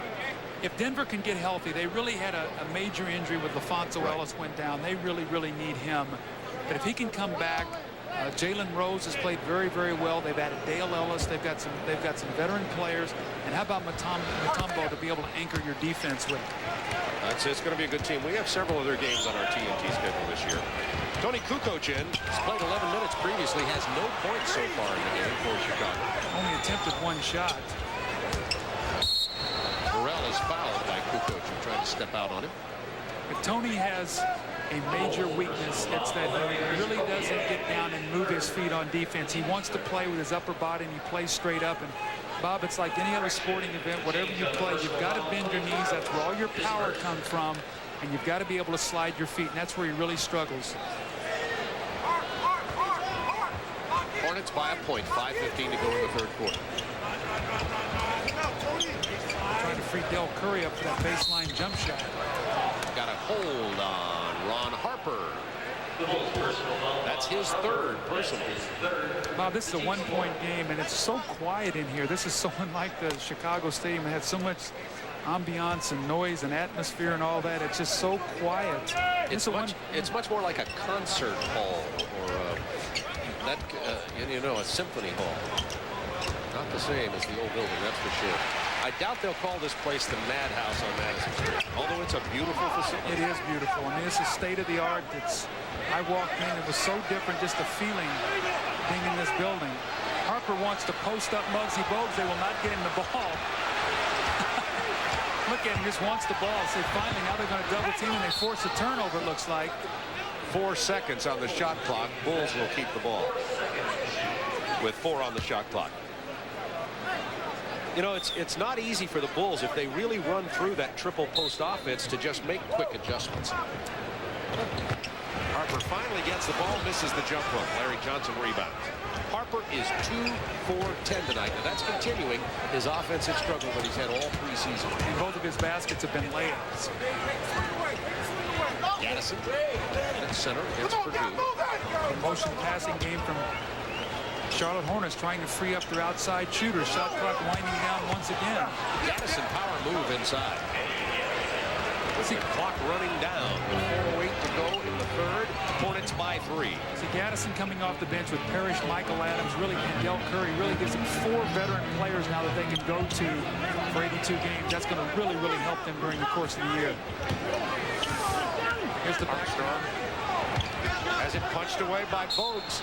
It'll be Bulls ball with 4 seconds on the shot clock. Muggsy Bogues gets down and behind your knees defensively and buckles these fellas. I mean, it's hard to post him up, really, despite his height. And you know what's happened about the last 3 possessions? The Bulls have tried to take advantage of him inside, and they've got out of their offensive attack. The clock has worked against him now. This is the 4th straight possession, and BJ's trying to bail him out once again. And he missed that one. Yeah, I mean, teams better learn pretty soon. You can't post up Muggsy Bogues. He causes problems down there. Offensive foul. It's on Del Curry. That's his 3rd. Hornets by 3. Only 22 points total have been scored in this quarter with 3:35 remaining. Boy, Phil Jackson very animated, yelling at the guys to stop worrying about trying to post up Muggsy Bogues and just play basketball when in the framework of the offense. Very, very upset that time. That should be just a general rule. He's hard to post up. JoJo English missing from long range. Johnson goes down hard. Let's see if he's all right. JoJo English for 3. And the Bulls have tied it. Johnson went down with that bad back, and he's running down court relatively slowly now. We'll keep an eye on him, see if he got hurt. How about this? Muggsy Bogues and Michael Adams on the floor together now. Armstrong runs down the loose ball out to JoJo English. See, JoJo now is going to be played by Michael Adams. Kukoc with his first basket of this ball game. Only his 2nd shot. I think Alan Bristow really has to watch this team he has on the floor. Very small team that doesn't get himself in trouble here. Tough. Michael Adams with a difficult double bump. That was a tough shot. I like Muggsy Bogues and Michael Adams in certain situations on the floor at the same time. It's okay if you don't get mismatched defensively. Kukoc for 3. He has struggled with that ever since he entered the league. Krystkowiak defensed well, misses the shot. It's tied at 61. Look at this, the shooters you got on the floor right now. Del Curry, Michael Adams. That's 11 rebounds for Purdue, but the turnover. Curry to Adams. Michael Adams is playing a sensational game tonight. Michael Adams has 14 points. Got that little running one-hander that he's... See, you got to run out and play him at the three-point line, and now he's able to get past you, and he's got that little running one-foot shot that's so difficult to defend because he doesn't go all the way to the basket with it. He makes it about an 8-foot shot. It's one of the things the shortened three-point line does is open up that lane for the penetration. Purdue missing from the baseline. Krystkowiak as it knocks out of bounds off the hands of Larry Johnson. Chicago ball. Watch Michael Adams now. Watch this little running one-foot shot. It's a tough shot to defend because Purdue, if you take one more dribble, will block that shot. The Magic and the Knicks this Thursday at 8 Eastern on TBS. For over 90 years, we've built a reputation for truck strength. Now we're adding a new dimension of even greater comfort. With the luxury of leather and a refined new interior, surrounded by all the strength you'd expect from GMC truck, which may be the greatest comfort of all. Hi, I'm Bridgette Cooper with this Comcast in the Fast Lane update. A lot of people are wondering what the future of cable television will be like on the information superhighway. Well, one thing that's coming around the corner is a concept called video on demand. Video on demand allows you to watch an exact program when you want to watch it. For example, you'll be able to call up almost any movie title at any given time. You then become your own program director as you select movies and other specials you want to watch. And the good news is that you'll only pay for what you watch. The cable service pay-per-view, which most Comcast customers currently receive, marked the beginning of video on demand. With pay-per-view, you get first-run movies and special events from the comfort and convenience of your own home. Comcast is developing new and exciting services such as video on demand as we strive to offer you greater choice and convenience. Stay tuned.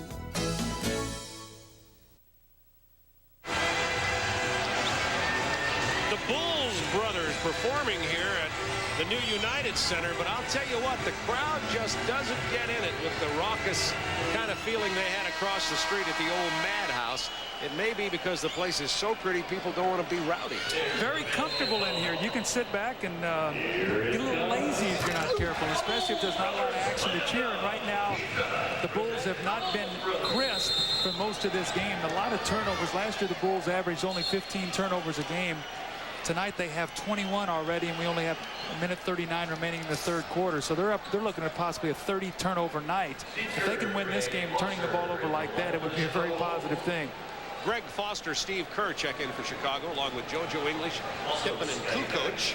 Adams and Bogues remain on the floor for Charlotte with Gaddison, Del Curry, and Larry Johnson. Steve Kerr.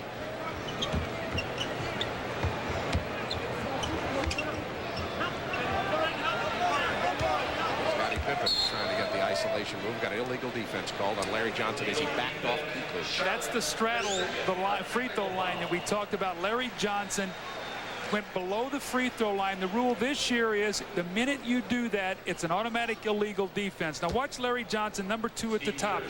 Top of the circle is Tony Kukoc. When he drops right there, he must immediately double team the ball or it's an illegal defense. That's the second one of the game. Steve Kerr misses the free throw, but what they're trying to do is not allow you to go back and forth. You had the 2.9 rule where you could fake it and go back and forth. This year, it's an immediately an illegal defense. Pass into Pippen for the big jam.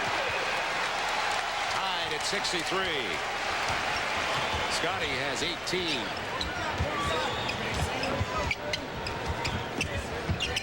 JoJo English trying to keep up with Michael Adams. Kerr doing likewise with Bogues. 10 to shoot.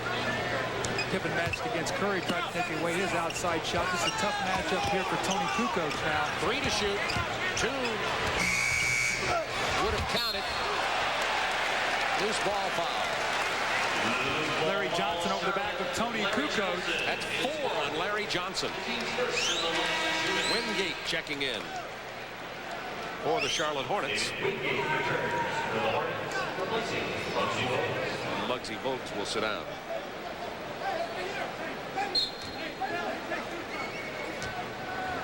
Tied at 63. Opening telecast on TNT, the 94-95 season. Foster to Kerr, and it partially blocked by Michael Adams. See, when you have players like Steve Kerr and John Paxson, not so much B.J. Armstrong anymore, but you really need creative players on the floor that can free some space up to get those guys their shots.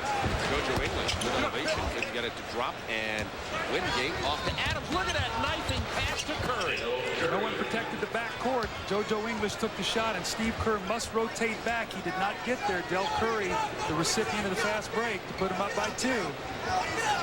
30 seconds to go in the third quarter. Kukoc.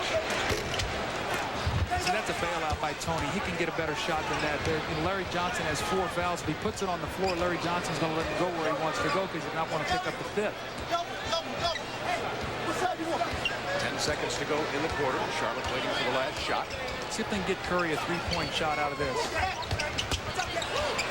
Punched away by Kerr with 2.9 to go. Tony Kukoc that time double-teamed the ball to force them out of their offense. They had to freelance and with good rotation back, knocked the ball out of bounds. 3 seconds to get the shot off. Larry Johnson pulls up, shoots quickly. Misses. Foster. And the Hornets led by 1 at the half. They lead by 2 at the end of 3. And Michael Adams off the bench has had a big game tonight. 14 points and some clutch baskets. He's 2 out of 3 from 22 feet.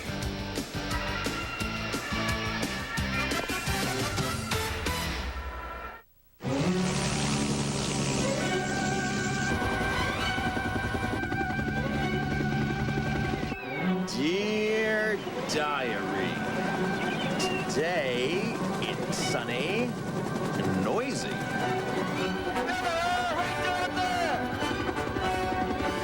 Helicopter! Iggy! A helicopter! We're saved! We're saved! We're saved! Frank, we're sending you down! Oh, you look good.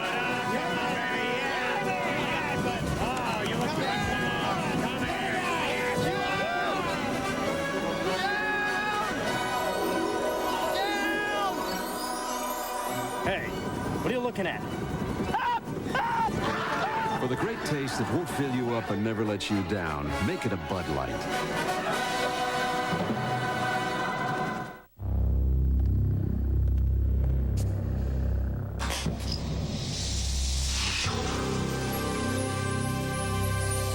At GMC Truck, we built a reputation for truck strengths. A considerable advantage that also comes in this handy take-home size. Sierra from GMC Truck. Everybody needs some money sometime. Everybody needs some cash somehow. Hello? Rita. It's midnight. I need $500. Now. I'll call Western Union. Just call 1-800-CALL-CASH, and you can send money from home. My sometimes is now. Western Union. Oh, yeah. The fastest way to send money worldwide. Let's take a look here now at this fast break. Here's Steve Kerr right here. And in actuality, he should be more back at the center line because what's going to happen is this ball is knocked loose. And we stop it right here. All of a sudden, Del Curry has the angle on him, and as the pass goes ahead, Steve Kerr just cannot get there quickly enough, and Del Curry's going to run out and get the easy basket. This is called protecting your backcourt, and your point guard must always be in a position to do that. Excellent delivery by Michael Adams on the run to Del Curry on that fast break basket. Final 12 minutes of basketball here in our season opener on TNT. Hornets lead it by 2. Low scoring game. Another Bulls turnover. Adams, another good pass. Nice pass. Big block by Foster. Turnover. Curry got the stick back. 22 turnovers now for the Bulls. Scottie Pippen leading all scorers with 18. Kukoc hasn't taken many shots. Tony looks like he's not looking for a shot. It's all 2 guys left him, and he had a wide open lane to the basket and just didn't take it. 5 seconds on the shot clock. Kerr buries a 3. And the Bulls are within 1. Bulls now 3 for 13 from the three-point line. Charlotte 4 for 11. So everybody thinking that shot's going to be such an easy shot at 22 feet. Both percentages very low tonight for both teams. Stolen by Kukoc. Kerr back to Kukoc. To Pippen. And the Bulls regain the lead by 1, 68-67. 10:54 remaining in the game. Very unselfish play by Kukoc. He had the layup. He kicked it back to Scottie Pippen. A lot of animosity has been created between these 2 players. I think more so media-wise than what really exists. Well, Kukoc, of course, makes more money than Scottie. That's where it comes from. So does B.J. Armstrong. So do you. I like that. Scottie understands mine, though. Michael Adams with the turnover. Tony Kukoc Gets the ball back from Steve Kerr. He has the layup, and he unselfishly gives it to Scottie Pippen. We saw earlier in the game B.J. Armstrong had a layup, and he handed off to Larry Krystkowiak. So Bulls playing very unselfishly. Steve Kerr will be shooting a technical free throw here. He missed the first one on the illegal defense, and he gets this one to go. And the Bulls up by 2. Robert Parrish is going to come back in for the Charlotte Hornets. Alan Bristow in his 4th year in the league. Alan now one of the more experienced of the NBA coaches. No, say what you said, one of the deans of coaching in 4 years. The leading coaches, the deans, have 7 years. Jerry Sloan and Don Nelson. Phil Jackson third with 6. 10 on the shot clock. Joe English, floater, and the foul.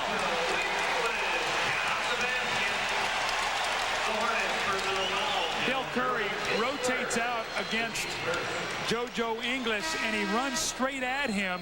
Watch him run straight up, and he just goes for a little fake, and then he compounds it by bumping him, giving him a 3-point play opportunity. Bob, when you run at shooters, you've got to run at them with the idea that I'm going to force him left, which is what he did, but you've got to contain them. And that time, Del Curry stood straight up, and when he did, he allowed JoJo English to penetrate right into the lane and pull up and get the easy jumper.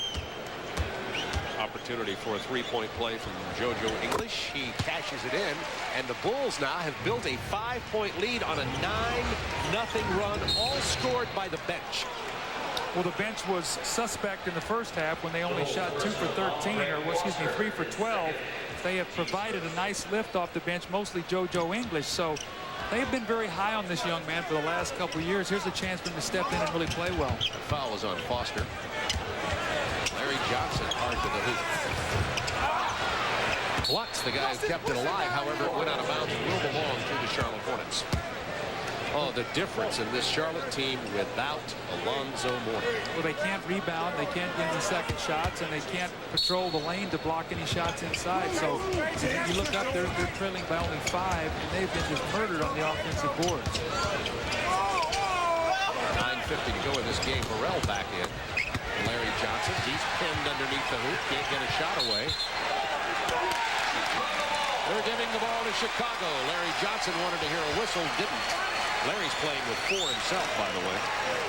If you notice Larry Johnson around the basket, he used to have such power. He still has the power, but he doesn't have the lift. So what he does, he changes a lot of shots and corkscrews them around the basket. That time, Scottie Pippen with a great little reach-in move to knock it away. Pippen whirling dervish. Larry Johnson, tough defensive rebound there. Here comes Michael Adams on the run, looking for an opening. Finding it. Pippen now running with the Bulls. Kerr for 3 here if Scottie finds him. Knocked out of bounds by Scott Burrell. 9:15 to go in the game. Bulls by 5. Timeout, Chicago. As Phil Jackson comes out here and meets his players at half court to talk with them. Tuesday night, Rocket Cash. Tuesday 8 on TNT.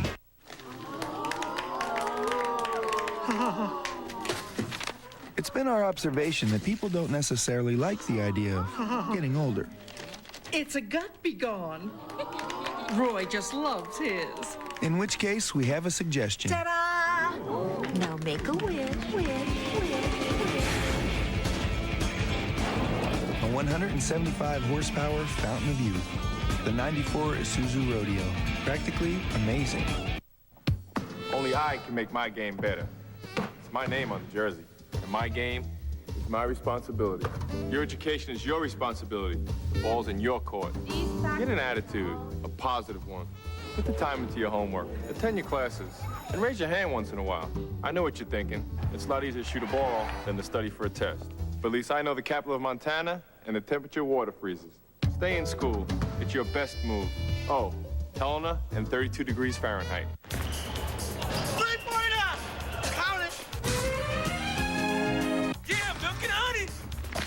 Butters. It's like rain. It's always coming down. Just a reminder. If you don't know, you better ask somebody. If you're talking basketball, Foot Locker knows exactly where you're coming from. Wherever that is. Foot Locker. Where it all begins. Come on, let's go again. Phil Jackson with a tough job on his hands trying to get this Bulls team to remain as good as they were with the championship years with much less players. Alan Bristow just hoping that the injuries heal this year. We said that both of those players, or those coaches, are two of the more veteran coaches in the NBA, and there are the coaches with the longest tenure: Don Nelson, Jerry Sloan, Chris Ford with 5 years. Well, Alan Bristow needs Alonzo Mourning back. The Charlotte's being out rebounded by 12. They only have one block shot, and that one block shot is by Michael Adams. JoJo English with the beautiful steal and all the way, and he draws the foul. JoJo English playing very, very well, aggressively, taking the ball to the basket.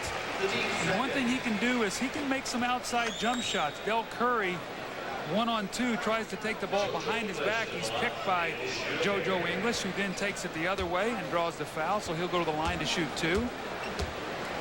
Bulls by 5, 9:03 remaining in this game.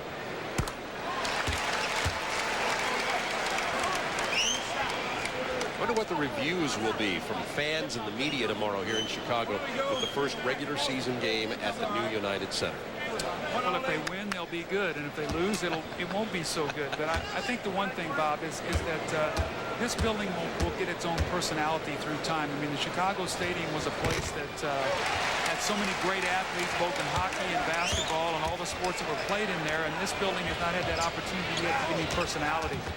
Last 5 points for the Bulls, scored by JoJo English. Chicago on an 11-0 run. My, oh my, look at that move from Scott Burrell. Exploded in for the jam and drew the foul.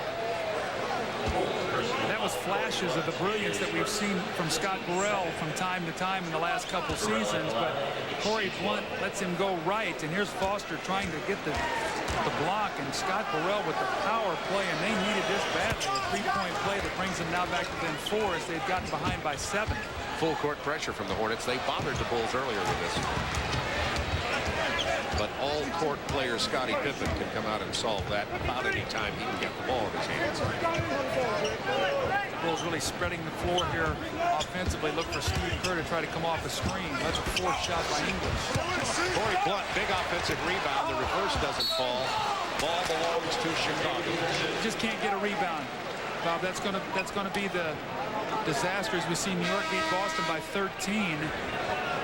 Boston with a lot of new faces, and Milwaukee beats Philadelphia. Philadelphia without the big dog. You saw that Craig Singer interview with Robinson. Milwaukee did not get him completely signed. It sounded like there was something wrong with an insurance. Who's going to pay it and how? Looks like he might buy his own insurance at $70 million for 10 years. I wish I had the opportunity to turn down $70 million for 10 years. Yeah, if somebody says I'm going to pay me $70 million, I don't ask them now, as long as I believe they're going to give it to me. Scottie Pippen had some comments about that, by the way, prior to the game. I chatted with him. He says a lot of the veterans in the league really want to get a cap on the rookie salaries. I don't know if it'll happen, but a lot of players want that. Larry Johnson with 7 on the shot clock against Krystkowiak. Illegal defense called against Chicago. That was on Pippen. That's the second, so they'll shoot it. Going below the free throw line once again. We saw it earlier in the year. Earlier in the game, Scottie Pippen off the ball defensively. He's going to be on the... You see him cutting underneath the basket right now. And when his man clears to the tip of the circle, Scottie cannot be below the free throw line. Right there, he's illegal, and that's when he was caught. Bulls by 3, 8:04 to go in the ballgame. Going to see some herky-jerky action here early in the NBA season with the rules changes. A lot of new faces, a lot of new emphasis on when the penalties get called. Let the players adjust. They even adjust during the game, actually. Yeah, you see the fouls. 9 fouls in the first quarter, 3 and then 5 in the third by Charlotte. So the fouls came right out for the Bulls. It was 6, 6, and 4. So it was 15 fouls in the first quarter and 33 for the first 3. So 18 in the following 2 quarters. So you could see it go down. Purdue went down. Speaking of going down, somebody popped him in the nose and he went down like a boxer. Like it dazed him, but he's back up. And when you sat as long as Will has on the bench, you're not going to let that keep you from playing. No kidding.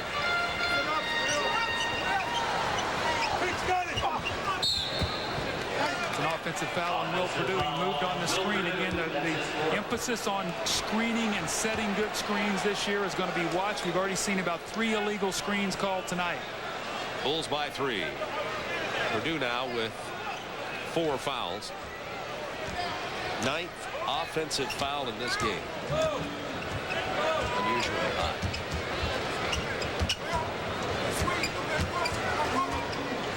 To shoot for the Hornets. Larry Johnson has it stripped by Krystkowiak, but the foul will be called. And that will be his 3rd. See, 7:22 to go now, Bob. It's a 3-point lead by the Chicago Bulls. And talked about the Charlotte Hornets. 2 years ago, they were an excellent road team. When they were healthy, they actually played as well on the road as they did at home. This is the kind of game you must dig in defensively on the road and see if you can steal this game even with your lack of rebound. And then you hope you get Alonzo Mourning back, and then it's really a boost to your team. So let's see if Charlotte now can steal this game in the last 7:22, or let's see if Chicago's experience and maybe the greatness of a Pippen and a B.J. Armstrong will sustain them. There's Alonzo, well dressed tonight. As of course it always is. Charlotte extending their defense a little bit right now. I try to keep that ball out of Scottie Pippen's hands because you got trouble here. Ron Harper back in the 4-4 Chicago. Bulls with their starting lineup on the floor here with 7 to go in the game. Armstrong, 10 to shoot. Purdue pounds it inside, fouled by Parrish. That's 5 fouls on Robert Parrish.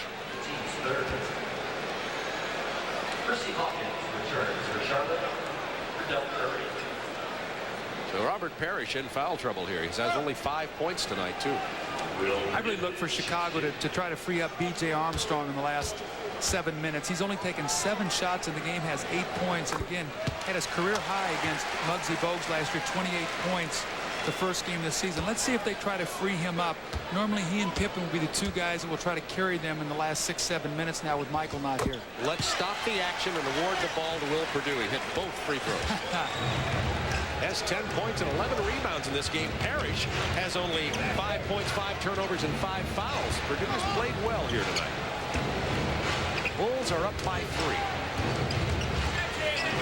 Larry Johnson isolating again against Krystkowiak. Little fadeaway jumper. Last year was deadly with that. Caught by Pippen. That's not offensive basket interference. Krystkowiak had it blocked by Parrish or Larry Johnson. Johnson doesn't know Armstrong's coming. See, that's where you slow down.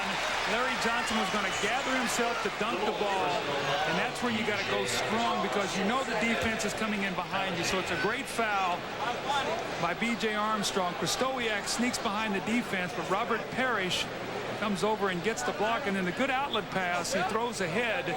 Scottie Burrell, once he gets the outlet pass, goes to Larry Johnson. You see him sort of Cadillacing it in there to get the dunk, and B.J. Armstrong not allowing it. Now remember, he's been hurt. He had only 2 practices.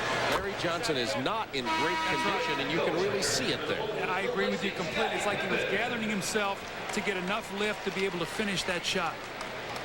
13 points, 5 boards in this ball game, and he's definitely his activity and his efficiency has definitely declined from the first quarter.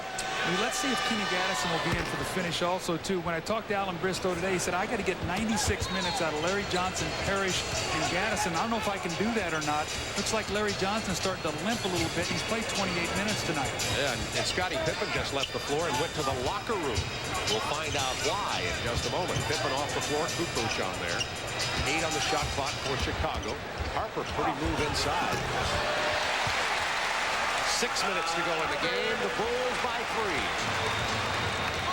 Harper 3 of 11 tonight, and all 3 have been lay-ins. Yes, they have. Or those little floating shots, inside that lane in that painted area. Bogues quick release gets knocked down by Krystkowiak. Ron Harper's done a nice job on the boards at 7. He had 6 in the first half.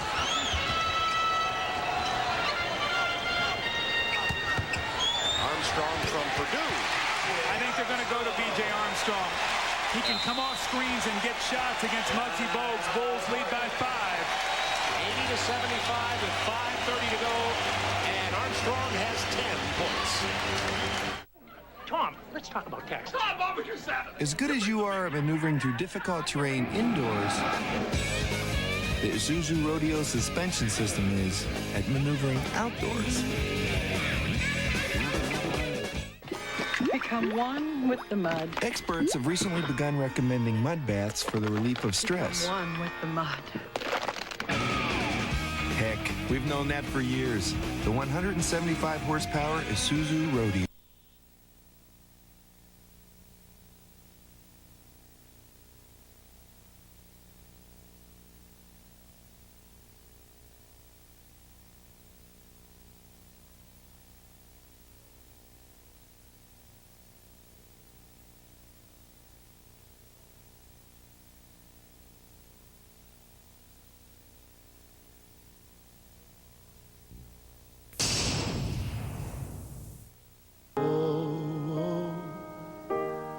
Every time we say goodbye. Goodbyes are never easy, but none are as painful as saying goodbye forever. So please, give blood once more this year. You could help save someone you never want to part with. I wonder why a little. Ernie Johnson in Atlanta. Back to Chicago in just a second. We have our first buzzer-beating game winner of the season on opening night. It happens as Washington takes on Orlando. And you're not going to believe this, folks. The Bullets won the home opener. Rex Chapman over Horace Grant. They did put 3/10 of a tick back on there. He hit a free throw. And Washington, down 108-107, wins it 110-108. They're dancing in the streets. Juwan Howard didn't even play. They won it by 2, 110-108. Howard, as I said, has not signed. The Bullets are 1-0. Let's go back to Chicago. Jimmy Lynam on a roll with the Bullets. Oh, my good. NBA is back. Bulls by 5. 5:34 to go in this game here. Scottie Pippen, we told you, went into the locker room. We still do not know why he is not back yet. Keep your eye on this matchup now. Kukoc and Del Curry got to be really careful not to leave Curry. He shot the ball very well tonight. Muggsy Bogues wanted to penetrate. Here's Curry over the defense and missed everything. Armstrong got right in his face. Offensive board by Parrish. Purdue with his 12th rebound. Will has played a very, very nice game tonight. Krystkowiak fouled hard by Charlotte. Transition defense. You must run back down the floor. Scottie Pippen back on the bench, reading his lips. He says, I'm okay. And Phil says, we'll get back in there. We need you in the last 5 minutes. But again, Charlotte not getting back defensively. Krystkowiak leaking out on the break. And he'll shoot 2 free throws. So when we talked to Alan Bristow today, he said one of his concerns was we must be better in our transition defense. Scottie Pippen was a little bit nauseous prior to this game tonight. Said he had a touch of the flu, and that's what the trainers are telling us now. That he became nauseous, and that's why he had to leave. So he's back out there, but battling off the flu. Bulls by 6, 5:05 to go in the game. Where do we go, Larry? And the Bulls now go with their starting lineup here for the last 5 minutes.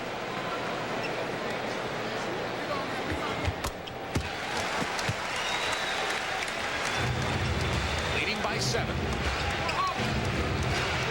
Larry Johnson really limping right now. Bobby looking him out on the floor. He's tired, and he hit the floor really hard in the second quarter. He may have bruised something also. Krystkowiak with the steal for Chicago off the bad Del Curry pass. And Larry Johnson can barely run down the floor. He looks like he's limping on that bad leg. Remember, he was hurt. They thought he had a stress fracture, and it turned out to be just a strain. Larry Johnson only has 1 field goal in this half, so conditioning is a major factor. Harper here trying to post against Hersey Hawkins. Missing the jump hook. Purdue gets the ball, but is called for the the loose ball foul. And that'll be 5 on Purdue. Parrish also carrying 5.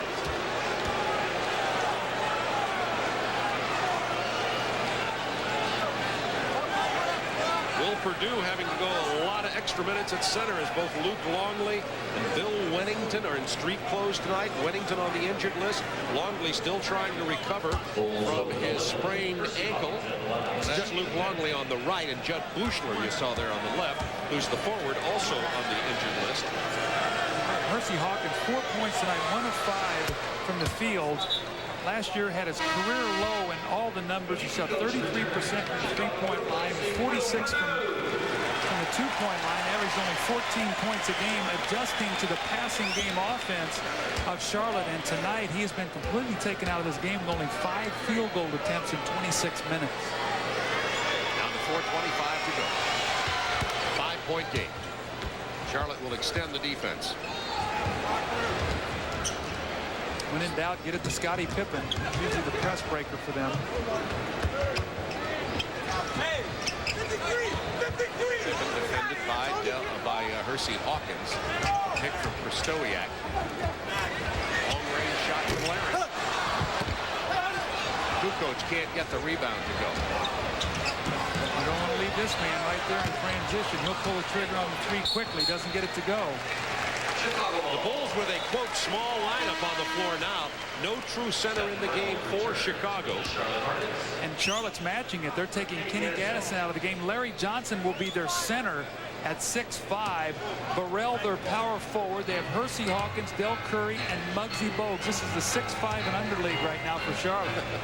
Charlotte's been on a power outage. No field goal in the last 5 minutes. Oh, man. Scottie Pippen just got wrestled by Larry Johnson. No call.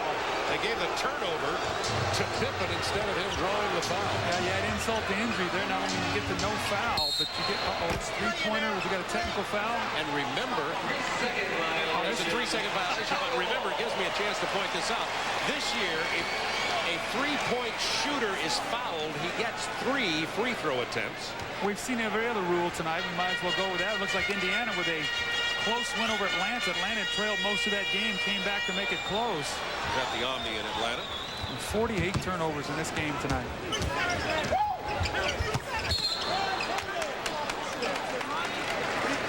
Ronnie Nunn with the foul call. It's against Charlotte. And that's on Del Curry, his 5th. Hey, Bob, these new rules are supposed to open up the offense. I mean, Charlotte last year averaged 107 points a game. They have 77 points with 3.5 minutes to go. The Bulls with only 82. Neither team able to get into any kind of rhythm, nor either team able to really run the floor well tonight. One reason Charlotte can is they don't defensively rebound. Charlotte has not rebounded, and the Bulls have turned the ball over, but the problem is Charlotte's compounded that now. They have almost equaled the Bulls with turnovers. They now have 23, the Bulls 25. So early in the game when they were able to get their lead, they were taking advantage of the Bulls' turnovers, even though they weren't rebounding the ball. Now Blunt and Foster come in as the Bulls get a little bigger up front. So it'll be Blunt, Foster, Krystkowiak. And the Bulls are very confused. They don't know who's supposed to be where on the floor. And Kukoc now goes to the bench. So let's get it straight for you. Harper and Armstrong are the guards. Pippen. Tony mumbling all the way to not happy. He's been taken out twice now in this 4th quarter. And Blunt and Foster are big up front. Got Rick Foster playing Scott Burrell. Let's see if they can isolate him at the top of the circle. Let him work against Foster. Foster could not play him defensively. Foul away from the ball. It's on Harper. That's his 4th. 3:16 to go in the game. And yes, it is a low-scoring game. 83-77. It's the game of adjustment here tonight. Coming up right after this, we'll be going live to Yokohama, Japan for tonight's ball game with the Clippers and the Trailblazers. Ron Phil and Hubie Brown will have that for you right after this ball game. And someone said it's in Yokohama, which is I was talking to somebody here in Chicago today. I said, now Yokohama's right near Tokyo. And I said, yeah, it's to Tokyo as Gary, Indiana is to Chicago. Okay. Seems like Phil Jackson right now is going offensive, defensive substitutions. Now with the Bulls having the ball again, he's coming in with Krystkowiak and Kukoc. So if they stop the play again, he'll probably come back in with Foster and Corey Blunt defensively. Dickie Simpkins has not played much tonight, and people were really raving about how well he had played in the exhibition season. And I thought he played rather well in the few minutes he did get. He's He's a big body at 6'10" and 250. Charlotte's last 9 points have come from the free throw line. But it's nevertheless only a 4-point game. Plenty of time left.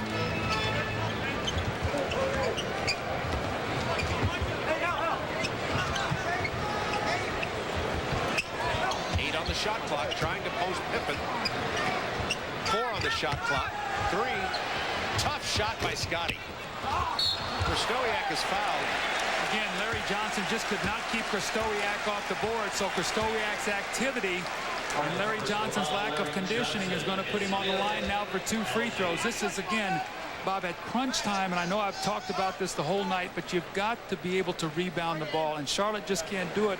Alan Bristow's gone with a small lineup right now with Burrell as your power forward, Larry Johnson as your center, and they've got to clean up the backboard. You get a good stop, you make them use 24 seconds, and you give them an offensive rebound. You'll see that Larry has 5 personal fouls. Alan Bristow said it very well today earlier to me. He says, I told Larry Johnson that at this point in time, with his injury, with his lack of condition, he's got to consider himself an average player. He cannot expect himself to be an NBA All-Star player at this point in the season because he's not in that kind of shape yet. And we're seeing an average night. Maybe in some cases below average from Larry Johnson. Well, it's so very hard once you've played at a certain level to accept that. And I'm sure from Larry Johnson, he hopes that he can regain his complete ability. If he can do that with Mourning with the additions, Charlotte can contend. But right now with him hobbling and you can see him limping up and down the floor, this is going to be a team that will be very suspect inside. Bulls by 6, 2:45 remaining. Here's the isolation that I talked about with Burrell this time against Plunge. Larry Johnson, he splits through 3 defenders. Pippen with a big rebound.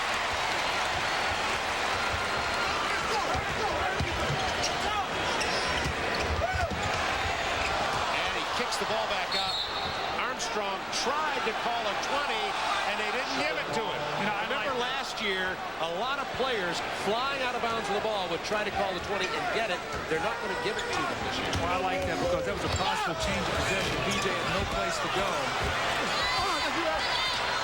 There's muscle by Larry Johnson. That's vintage Larry Johnson on the offensive boards. Big rebound. Larry Johnson has 16 points, carrying 5 personal fouls. Bulls by 4 with 2 minutes to go in the game. Watch B.J. Armstrong coming off a staggered screen. A mismatch there for Krystkowiak. He was being defended by Curry, but he misses the jump hook.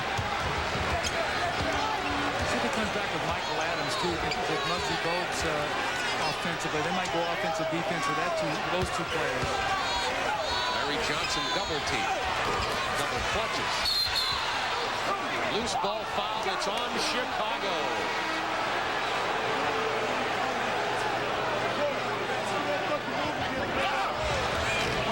Larry Johnson with the offensive rebound, the left hand, he comes back, goes up strong and gets the score. Larry Johnson will go to the free throw line as that foul was on Ron Harper, who now has 5. We're talking about Larry Johnson's conditioning. You can't talk about the condition of his heart tonight. No, not at all. Battler. And I think this is a great timeout by Alan Bristow. He needs these 2 free throws, and Larry Johnson completely out of breath, not ready to shoot them. From Eureka, backs so powerful they've earned the Corvette name. Corvette Handback with powered brush robe. New Corvette Wet Dry with high-performance 4-horsepower motor. Both great deals. The next generation from Eureka. What would it be like if everyone had the same face? The same face. Well, to get a comfortable shave, you wouldn't need a razor as flexible as the Schick Tracer. The Tracer bends to fit each individual face, leaving your unique face uniquely comfortable. The Schick Tracer. We're changing the face of shaving. Some burger joints got a meal cost $2.99. Who cares if I'm not going to like eating it? But if you make it taste good, like a Whopper, throw in some fries and a drink, I'll gladly pay you $2.99. I'd even go as high as $3.02. Burger King. Get your burger's worth. Nice painting. What is it? Not a very interesting piece. Reminiscent of early Dadaism. What's Dadaism? If he's so smart, why is he using those other batteries? With a brain that big, you'd think he'd know Duracell batteries outlast all other brands. Now, if...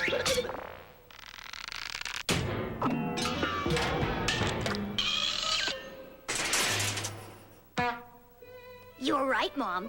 The museum can be fun. The Copper Top. Tops them all.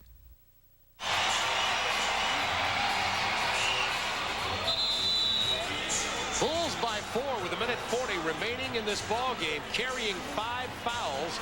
Larry Johnson, Parrish, Curry for the Hornets, Purdue and Harper for the Chicago Bulls with 1:40 to go, and the Bulls up by 4.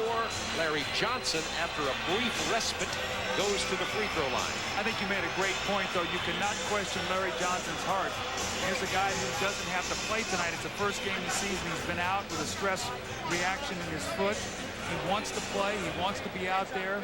And I think that says a lot for his competitive nature. So we talk so much about contract, but this guy could take tonight off if he wanted to and have every reason to do that. Missing the free throw. Krystkowiak with the rebound. Hold it. I think they're going to call it 2. He gets 2, does he not? Yeah, it should be 2-shot foul. It's not college 1-and-1. Yeah. Nevertheless, Krystkowiak with a nice effort. Charlotte has not been able to throw it in the ocean this quarter. They are 3 for 15 from the field. Johnson gets 1 out of 2. And it's a 3-point Bulls lead. Well, they're 1 possession away from tying this game. Let's see if defensively they can get themselves a big stop here. Last year in Charlotte, it was overtime. Bulls won it on a Horace Grant tip-in. These two teams open the season. Pippen's turnaround jumper rattles home. Great touch for Scottie. 20 points for Pippen. That's a big basket. Gives you a 5-point lead. Makes it 2 possessions at least. Possibly 3.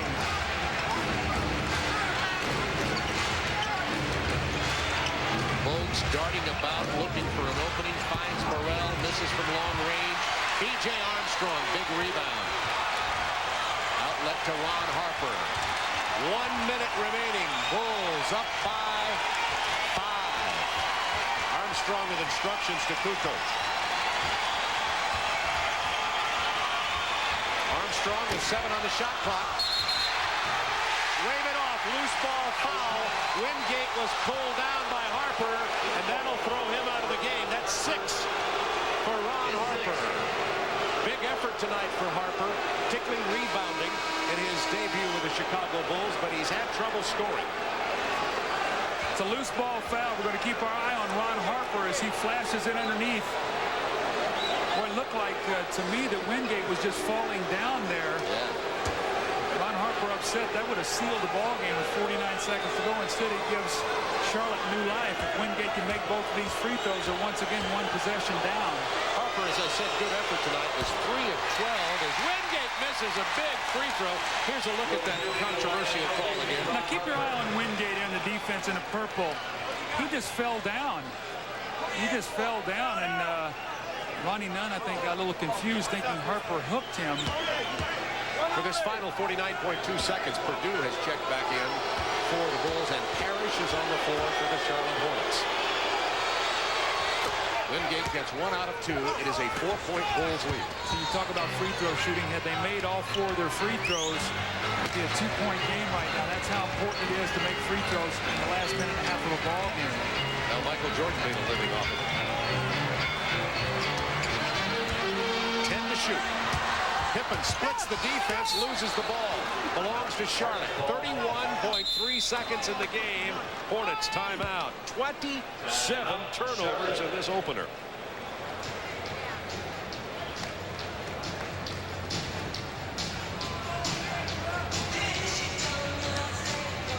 An Operation TNT World Premiere Special, Thursday at 8 on TNT.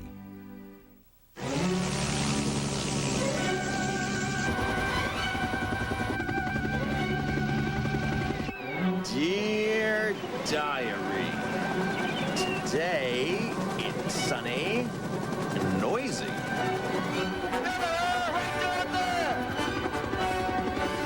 Helicopter! Iggy!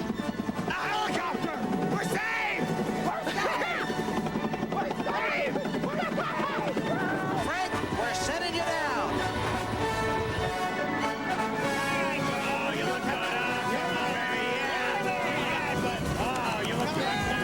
Come here.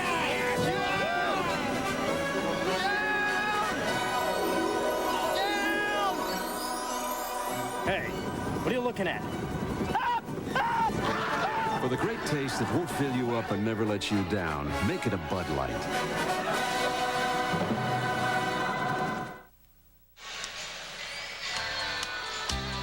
Last season, these two teams had a close one. I was telling you about this. Was down in Charlotte. Horace Grant with that tip-in with 2 seconds left in overtime, and the Bulls won at 124-123. And here tonight, these teams have scored 30 points less each in this game with their new offensive explosion.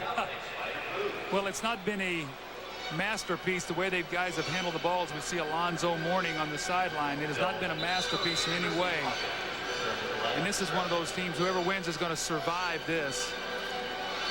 Here's the story of the game, what's remaining. The Hornets have no 20s, no fouls to give, and only one full tonight. Bulls have 3 with 120 also and no fouls to give. Both teams in the penalties. It's a 4-point spread with 31.3 remaining. Charlotte's Muggsy Bogues keys the action. They'd like to get a quick shot here to get 2 for 1. I'm surprised Michael Adams is not on the floor right now. Better 3-point shooter.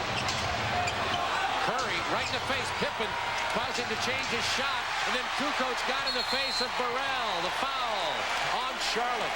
Outstanding Bulls defense. With 31 seconds to go, I just don't think you need a 3-point shot there. I mean, you need 2 points, right? And then maybe you foul. What you do is you try to get the 3. And if you miss it, basically the game is over. So I've always been an advocate of getting the quick 2, getting something going to the basket, make it a 2-point game. If you foul, they make 1 of 2. Now 3-pointer still ties the game for you. Larry Johnson fouls out on that play with 17 points, 8 rebounds. He was only 6 of 17 from the floor, but a Herculean effort for a man who had only 2 practices because he had that stress reaction in his foot that they had earlier thought was a stress fracture. And he has to sit out with 6 fouls. Ron Harper earlier fouled out for Chicago. It's going to be so difficult for Larry Johnson to get in shape because the more he practices, the sore that foot's going to get. And when he takes time off, it's going to be very difficult for him to get his timing. So it's like this catch-22 where you want to get yourself in shape, but the harder you work, the more you put yourself back. And the exercycles and the treadmills and the swimming pools, none of that has anything compared to playing in the game. That's for you and I. That's for guys who are trying to burn fat, not get in shape. Speaking of that, you are a lean, mean fighting machine here to open this NBA Yeah, well, season. I'm just trying to get in shape for you, Bob. That's all. I'm pumping up. I'm lifting weight. You're slimming down. I don't know. I may be able to force you off the post. There's no question. I will not get near the post. We have 15 seconds remaining in this one, and the Bulls have it wrapped up. Curry launches a prayer of a 3. Pippen appropriately comes away with the ball. Scottie Pippen has exhibited the leadership that the Bulls need from him in this game, and Chicago opens their season with a win here in their first ever regular season game at the new United Center, 89-83, and Scottie Pippen 22.6 rebounds and 3 assists, stepped in here tonight and did a great job of leading these Chicago Bulls to the win tonight. Scotty's going to join us tableside here at the United Center. Scotty, it's hard to find your way all the way over here with the new building. First of all, your feeling after this ball game here tonight with the new Chicago Bulls, with Grant gone and Cartwright gone, etc. After this game's over, what do you feel about it? Well, I feel very confident. You know, as I said, going into the season, we're going to surprise a lot of people. And we came out today, I think we was a little anxious to play, but also I think the guys was a little nervous, Ron and Krystkowiak, because he mentioned it before the game. But I thought they came out and played well. We didn't execute in certain parts of the game, but I think overall we played hard. Scotty, to win this game with 27 turnovers has got to be amazing. You guys really did a good job on the offensive boards to get some second and third shots. It was definitely amazing because we knew at halftime we had 15 turnovers, and we knew we were playing their tempo, and that's way too many turnovers for us. So we knew we had to slow the game down, but still we made too many mistakes, so we'll pay for it tomorrow. Scotty, is it fair to say that you and BJ really are going to have to keep this team together until the new additions can get acclimated to this triangle offense? Well, yeah, it is. And then, you know, I got to give credit to Will Perdue. He's doing a good job in there for us. He's surprising a lot of people, and probably most of it he's surprising me, but I think Will is doing a good job for us. There you go. Stop the presses. Will Perdue gets headlines here at the first game. Now, let me ask you this about the new United Center and the feeling of playing in this building. Doug and I felt like the crowd was not nearly as much apart as they were across the street. Did you notice it at all in the game? Well, I noticed that the old stadium is a lot more intimidating than being in a new building, but I thought the crowd was great here tonight. I thought it was very noisy, especially out on the court, and I thought they was pretty much our sixth man down the stretch of the game. 20,500. You know, as you've matured with your game, you're also getting great at these interviews of saying the right thing. Thanks a lot. Scottie Pippen, our Budweiser player of the game tonight. 22 points, 6 rebounds, 3 assists, and his Chicago Bulls get the win 89-83. We'll be back in just a moment.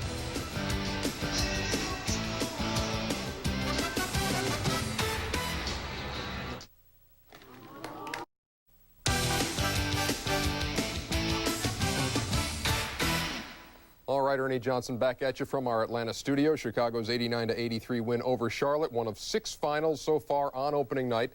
Let's go to some highlights and show you what else has happened. The New York Knicks averaged, what, about 98 points a game last year. They scored 120 tonight, and they beat the Boston Celtics at Boston Garden. Eric Montross, the big Boston rookie, had 9 points in his NBA debut. That's off the glass for a couple. Dominique Wilkins, another newcomer wearing the green and white. He had 25 points but did not have a good shooting night. Knicks ran away with this thing. Watch Derek Harper beat Patrick Ewing. I don't think anybody wants to get in the way of that thing as Ewing throws it down. 21 points, 13 boards on the night. And here's John Starks after the steal, beating Dino Raja to the hole. The Knicks 120, the Celtics 107. Ewing with 21 points and 13 boards. Milwaukee played at Philadelphia. Sean Bradley played for the Sixers despite the fact that he had re-injured his left knee. He was in there. B.J. Tyler, the rookie, beats the first quarter buzzer, and it's a 6-point lead. Mike Dunleavy doesn't have the big dog in there, still unsigned, but some good D. Lee Mayberry with the steal. Johnny Newman had 20 points for the Bucks. They had a 1-point lead there. They stretch it out to win 91-86. Milwaukee falling on hard times last year, getting off on the right foot, 91-86 winners at the Spectrum. Orlando and Washington at US Air. Scott Skiles used to be with the Magic. How sweet a night this was for him. 3-pointer. They're up 77-76, or they're down 77-76. Horace Grant, new member of the Magic, from Brian Shaw. 81-76 Orlando. Then they're down 97-95 until Shaq puts it right in George Murason's face. We're tied at 97. It's 108-107 Magic, time running out. Rex Chapman for the game over Horace Grant. Boy, a year ago, Horace Grant was the hero as Chicago beat Charlotte. His new team, Orlando, he watches the game winner over his outstretched arm. 110-108. The Bullets with Chapman hitting the gamer. Winners by 2 over Orlando. Indiana and Atlanta, a rematch of last year's playoffs, and the Pacers win it 94-92. They wasted a huge lead in this game, and an oddity. You know, this year you get 3 foul shots if you're fouled from three-point land. Happened to Reggie Miller. He got the hat trick, hit them all down the stretch. 94-92. Antonio Davis had a big bucket late, and the Hawks missed a couple of chances in the closing seconds. There's Del Harris. He is the new head coach of the Lakers. He's got Eddie Jones, who feeds Nick Van Exel for an 8-point lead as the Lakers play at the Palace of Auburn Hills. And who do the Pistons have? Oh, yeah, they got that rookie, Grant Hill, I think is his name. This guy is smooth, too. Tied the game up at 48 there, but Detroit fell apart down the stretch. Look at this, 115-98. The L.A. Lakers winners over the Detroit Pistons. So those are all the finals so far. Remember, we have Game 2 of our doubleheader still to come. The Portland Trail Blazers and the L.A. Clippers from beautiful Yokohama, Japan. We'll be back with more right after this.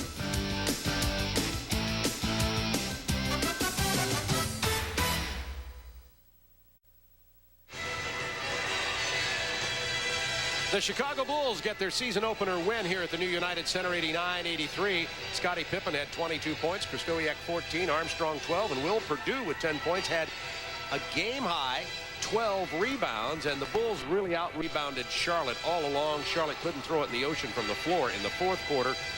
Certainly they missed Alonzo Mourning in this ball game. So the Chicago Bulls get started 1-0, and Charlotte will be waiting for the return of Alonzo Mourning, and they'll also try to find out just how the effects of this game wore on star Larry Johnson. NBA action continues next with Game 2 of our opening night doubleheader, where the Portland Trailblazers take on the Los Angeles Clippers from Yokohama, Japan. For Doug Collins, this is Bob Neal saying goodbye from the United Center in Chicago.